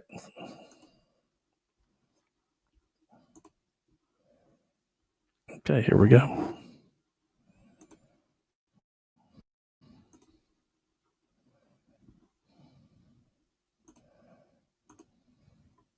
Donnie, depending on who you ask, that's either a nightmare scenario or just a new direction. But for people who actually have lived under real socialism, the language is familiar. My next guest, Peter Lamage, and he arrived in America. He started over, became an attorney, built a successful law practice, and has since become one of the country's most outspoken defenders of liberty, capitalism, and constitutional government. Peter's an immigration attorney, political analyst, and former Republican candidate for governor of Connecticut. He's also the author of My Father's Prayers, A Refugee's Continuing Search for Freedom, a memoir about escaping tyranny and rebuilding a life in the United States. And he says what Zoran Memdani is proposing, talk of seizing the means of production and state-directed economics, it's the same ideology that wrecked Eastern Europe and bankrupted Venezuela. And he's warning that Americans, especially immigrants who came here for freedom, should recognize those signs before it's too late. Peter, welcome to the show. Thank you so much for being here. Thank you for having me. Okay, Zoran Memdani, probably going to be the next mayor. Freaking you out a bit. A lot of people are. I want to say for you poker players out there, see if you can spot her tell. I'll tell you, one of them is that laugh. She's uncomfortable when she does that laugh because usually things go south for her. This guy's awesome. And I don't know, maybe she learned from this guy because this guy's like, you have no idea what you're talking about. Communism's horrible. Here's why. And great examples, smart guy. And, I always respect guys like this. And by the way, someone put in the comment, Christian America. No. Okay. This is not a theocracy, Christian America. Christian values, sure, Judeo-Christian values, like I think Thomas Jefferson said. But when we start saying white Christian nation, no, I'm not on board with that. My wife's Jewish, dude. Okay? I have friends that are not Christian at all. We're going to force religion on people? This ain't Iran. Okay? I agree with you. I respect your values. I am a confirmed Catholic. But make it clear, you're talking about Christian values, good values like that, which align with some things that are not Christian at all. Okay, but I cannot stand that Christian nation thing. Okay, it's a nation under God with Judeo-Christian values. It is never meant to be a single religion country. I mean, that's literally what is trying to invade our country right now for these Islamic radicals, who, by the way, are just the cover to get the socialists into the country. This Red Green Alliance is a sham. Let's not forget that Muslims believe in land ownership, despite all the things I don't agree with about. They believe in land ownership, and they believe in something higher than themselves. Marxists are atheists. That's why Mamdani, most likely barely a Muslim, if at all, he's a socialist. Socialists are atheists. It's a sham. And it never works out. Okay, it never works out. One of them, it's like there can be only one. So respect you, Ryan. Thank you for putting it up there, but I am not on board with saying Christian America because there's a lot of different religions here. And just because they're not Christian doesn't mean they're all bad. Okay? So you do it your way, I'll do it mine. But no, like this is not the Middle East, you know, or some version of it. That's what you get when you force a religion on everyone. You get what Islam has become. It's not what I want. Have a great night. Thanks, Ryan, for showing up. I appreciate your comments. I don't, maybe I misinterpreted it. So if I'm a bit harsh, I just haven't slept a lot, but I think you know where I'm coming from. So again, we're going to watch this wonderful man kind of educate his host. I really enjoyed this, and I hope you do too. Yeah, and by the way, don't take my word for it. Investigate everything. Check it out for yourself. Not accusing anyone of anything. I'm just saying, got to go deep and get to know these people. All right, I'm repeating myself, and I am tired, so I will talk to you guys later. Thanks for joining me. Make sure you follow the show, follow all the other shows, and thanks. You guys have a great Thanksgiving. There's a lot still to be very, very thankful for. We got it pretty good in this wonderful country of ours. God bless you all. God bless America. Have a great night. Pretty upset about his potential takeover of the city. Give us why you think he's so dangerous. Look, I was born and raised in a communist country, and I know I've seen that movie before, and I don't like the ending of it. Everything that I left behind in Eastern Europe 36 years ago is coming to the United States. We are promoting a failed evil ideology, an ideology that has caused so much harm and dismay and disarray all over the world, including Albania, where I come from, including certain parts of Eastern Europe, no question about it, Russia, China, Venezuela, you name it. This is an ideology that has been tried before, and it doesn't work. The reason why it doesn't work is that the government will have full command and control over the population. Now, until I came to the United States, my brothers and I, my siblings and I, we were enslaved by our own government. We were told what to do. We were told what to think. We were told what schools to attend, what jobs to perform. Pretty much, we were completely under the directives of the party that Zoran Mandani is promoting in the United States, called the Socialist Party. They have a cuter name for it, but socialists eventually wind up being communists, and we don't want that. This is not American. It's not compatible with our values, and that's why it concerns me, because when you hear a guy who wants to run New York City and wants to have control over the grocery stores and the rentals, and then, you know, pretty much he's telling us that the government is the solution to the challenges that our city is failing. But the most disturbing thing is that you see American-born citizens supporting him, and 63% of the voters in New York City who were not born in the United States, who came to the United States one way or another, are supporting him. This is what we have been promoting in the United States, especially in the major cities like New York City, that it's not at all American. It should be defeated. Tell us about, in Albania, what caused people to go in that socialist direction? It's not. Why did the people support it? Look, the way I look at socialism is that you can vote it in, but then you need a bloody revolution to dismantle it. And that's what happened in Eastern Europe. Eventually, the promises that the socialists and the communists made to the population, they were appealing at the beginning. And then eventually, those promises couldn't be kept because you run out of other people's money. You start dispossessing the rich and try forcefully redistribute properly, giving to the people who never worked for it. And we see the same thing being promoted in New York right now in certain parts of the United States.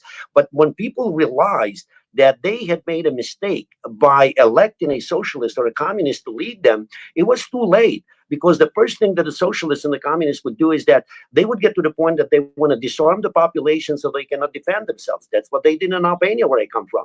Then they started imprisoning, executing, or sending people to concentration camps if you disagreed with them. They reopened or opened re-education camps where people would be sent into a re-education camp. But my family was there, and we witnessed this. I've seen family members being forcefully to accept an ideology that they disagreed with it. I had family members executed by these government agents who were authorized by the Communist Party or the Socialist Party to take such actions. Now, when my family was picked up to be taken to a concentration camp, the only people who had guns were government agents. They tortured my father to death because he had refused to notify the government that his sons wanted to search for freedom and opportunity and leave Albania.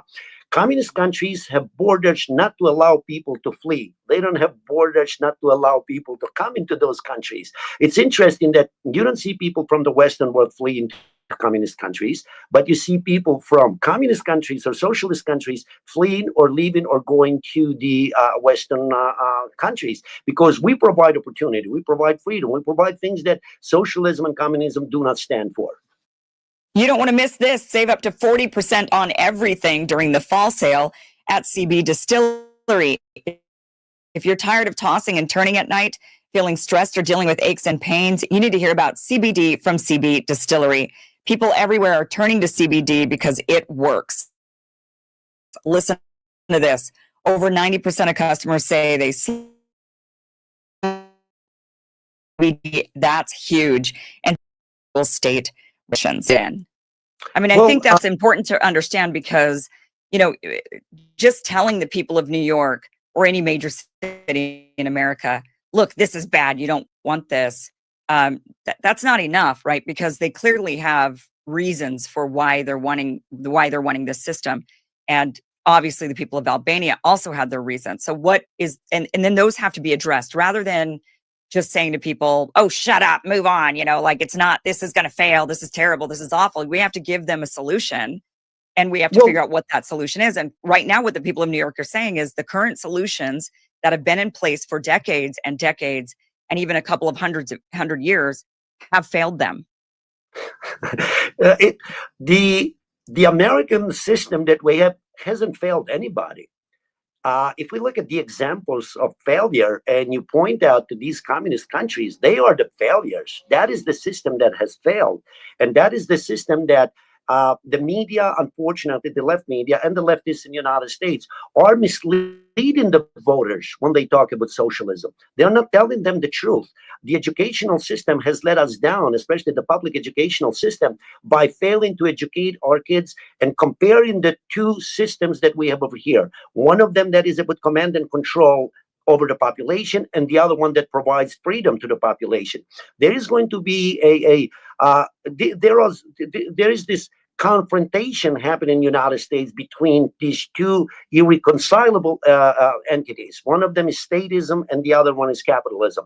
Statism is nothing else but socialism. It's communism. And statism is being promoted in the United States, especially New York City and other cities where these socialist Democrats are telling the voters that we are the solution to your problems. When was the last time that a government employee was a solution to any one of our problems? When was the last time that someone who promotes socialism or lived in socialism have seen prosperity? The left in the United States wants to create a permanent underclass and always point out that you are the victim, that you are the oppressed, and you got the oppressor or the oppressor here, and is always the capitalist, the rich guy who is oppressing you. None of these people who have not succeeded in the United States, mostly young people, they haven't seen the difference between these two systems with their own eyes. It is what's being sold to them. It's a bill of goods that is being sold to them. But if they were to talk to people like you and me and others who came from communist countries, we'll tell them a different story with the facts, without making that up. We point out to these things that when governments started supplying or providing bread to us, the simplest things, you had to stand in line to get that piece of bread. And if the store ran out of bread, you were not allowed to complain. You were supposed to go home. Otherwise, if you complained that there was no bread to buy in the store that was run by the government, you could have been arrested for that. I've seen people being arrested for that. Others have seen people being arrested. And this is the problem that I think that we have failed to provide this comparison between these two systems. Well, there's a lot I agree with you on in that. I definitely am not a fan of communism. My family also fled Vietnam, and some of my family, not all of my family, got out. And my family that was left behind, the communists came, and like, for example, my aunt was living in our family home, and the communists came and took the family house and made her move into the garage. I mean, that's where she had to live for years and years and years. And my grandfather was also taken and put into a re-education camp. And it was my family struggled. It was very, very difficult. And so I've seen firsthand the difficulties that authoritarian communism can create for a family and for an individual, and how it is a total loss of freedom. And there's a lot that's, I think, really awful about it. So I'm with you on that. Communism is not, I think, typically an answer. However, I will say that, China is doing pretty damn well. And I think it's really tough to argue. You know, I think when people in New York, for example, see how China was able to rapidly change their economy from a lot of destitution and poverty to now being as prosperous as they are. I know a lot of Americans want to turn a blind eye and not believe it, but China has outperformed us. And their students are smarter than ours. I mean, that's just categorically true at this point.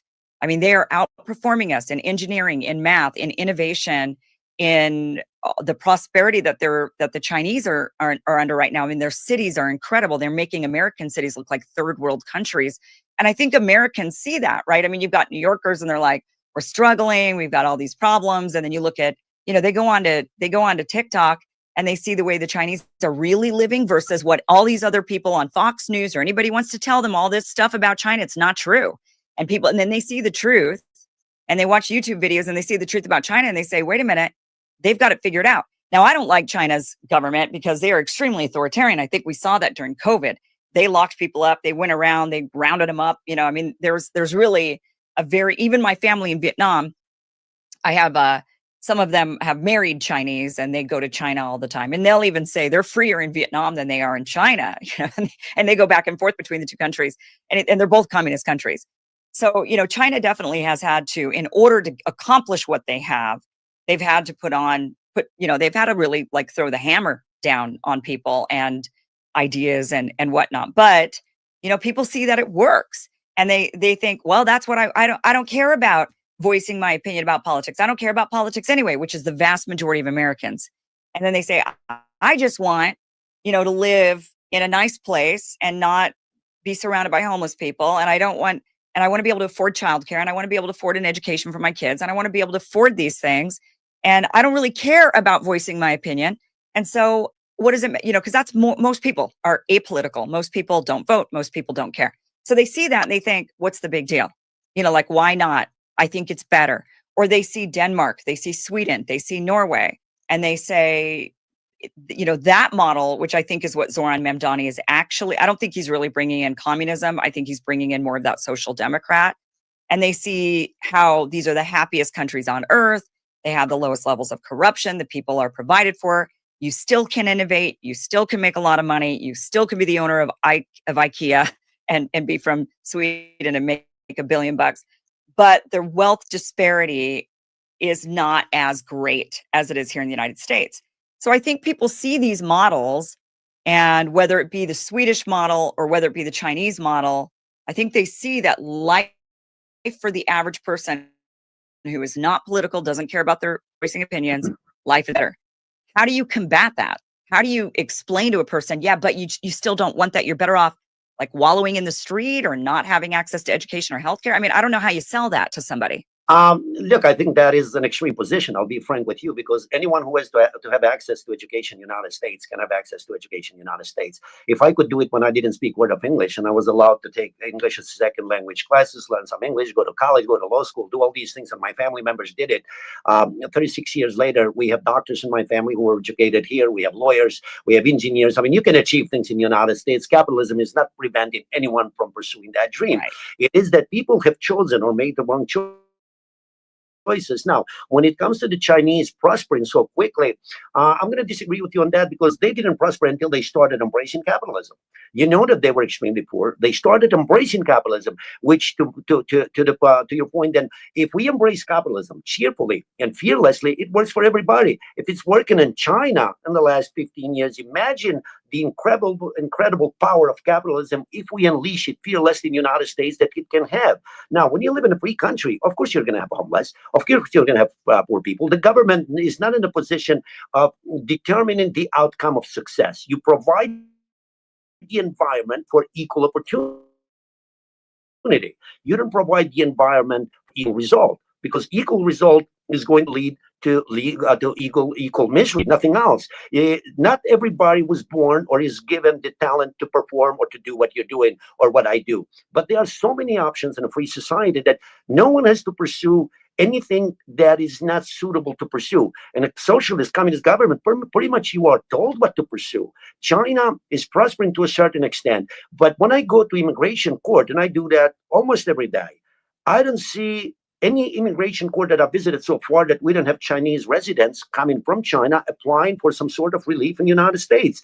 And when you talk to them, they will tell you a different story. People who have seen that movie like we did will tell you a different story. It's not what the Chinese government paints for the media and the international community so that they look good on a piece of paper or on TV.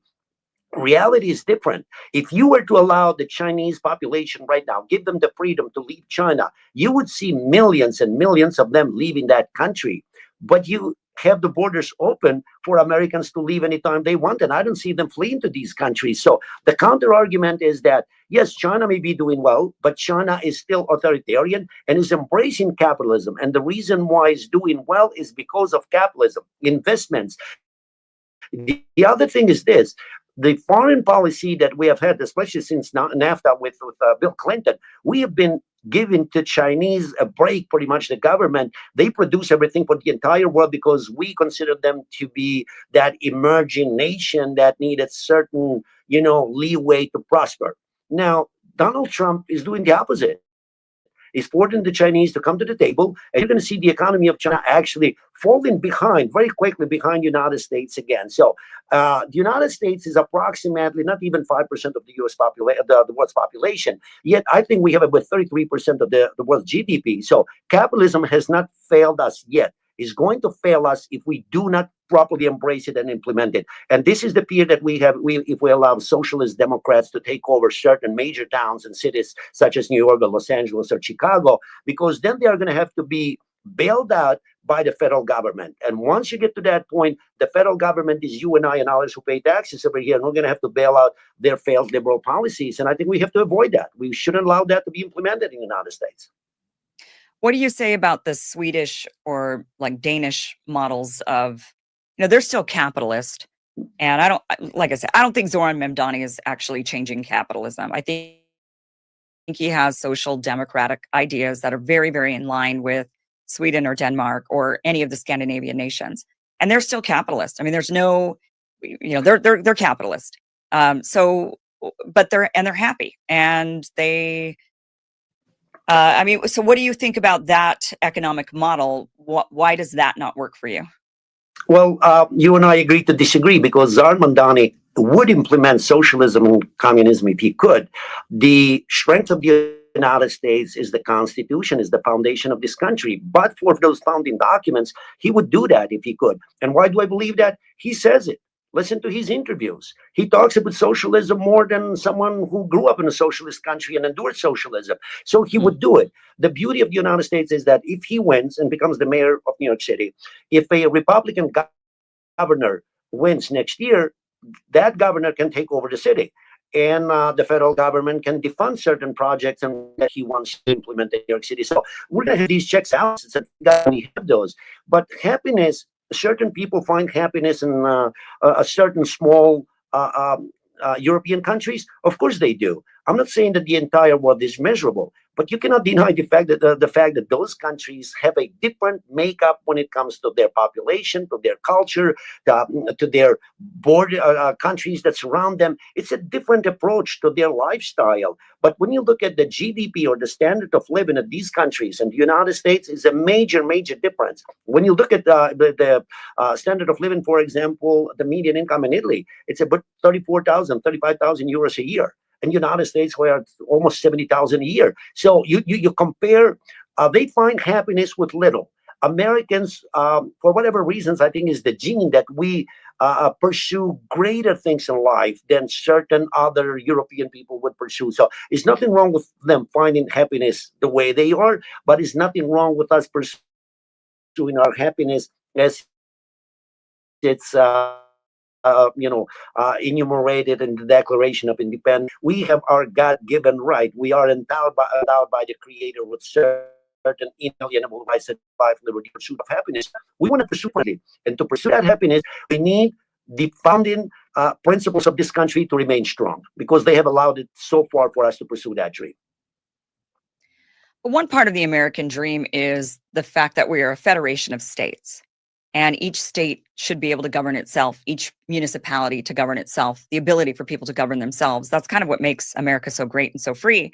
And one thing also, that I learned to really appreciate during COVID was the fact that so many states had different approaches. And there was like a state for everybody, kind of a thing. Like, depending on how you felt about COVID and what you wanted done, there was like a state for you. Go live there, right? And a lot of people did just that. A lot of people moved out of the blue states to the red states, and and the people that loved the blue states stayed in the blue states, and they liked the way it was done. And and obviously there was a vast difference in the approach between like Florida and California, for example.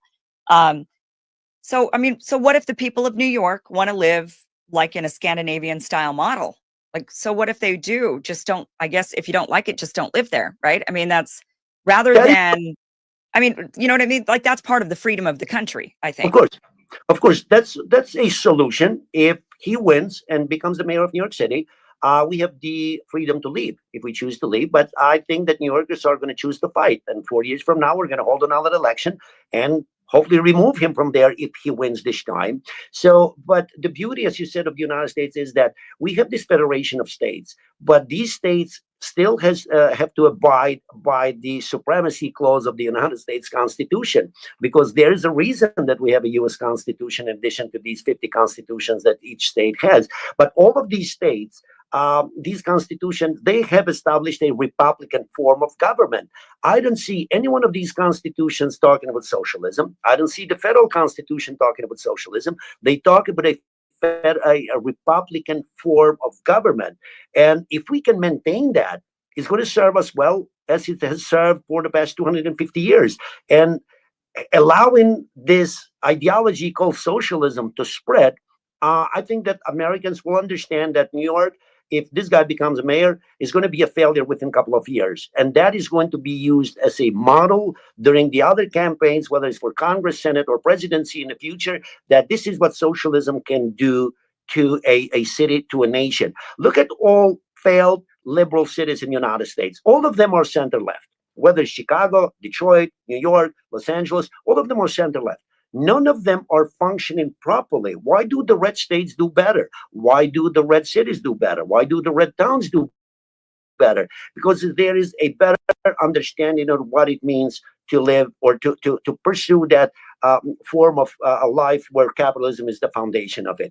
And they want to replace that with the government instead of capitalism, as if the government is going to provide for the people instead of people providing for themselves. I believe that people should be able to provide for themselves, and the government should have these safety nets that, if necessary, yes, we should provide health care to people who cannot afford it. Yes, we should provide pro bono legal work to people who cannot afford it. We have been doing that for hundreds of years, and we will continue to do that. But when the government gets involved and wants to provide those services to the population, then pretty much you kill the incentive of people to get out there and provide and produce for themselves. Thank you for watching this clip from the full Kim Iversen show, which you can catch Monday through Friday, 2 p.m. Pacific, 5 p.m. Eastern at KimIversenShow.com. It is free for you to watch. Again, 2 p.m. Pacific, 5 p.m. Eastern, KimIversenShow.com. See you there.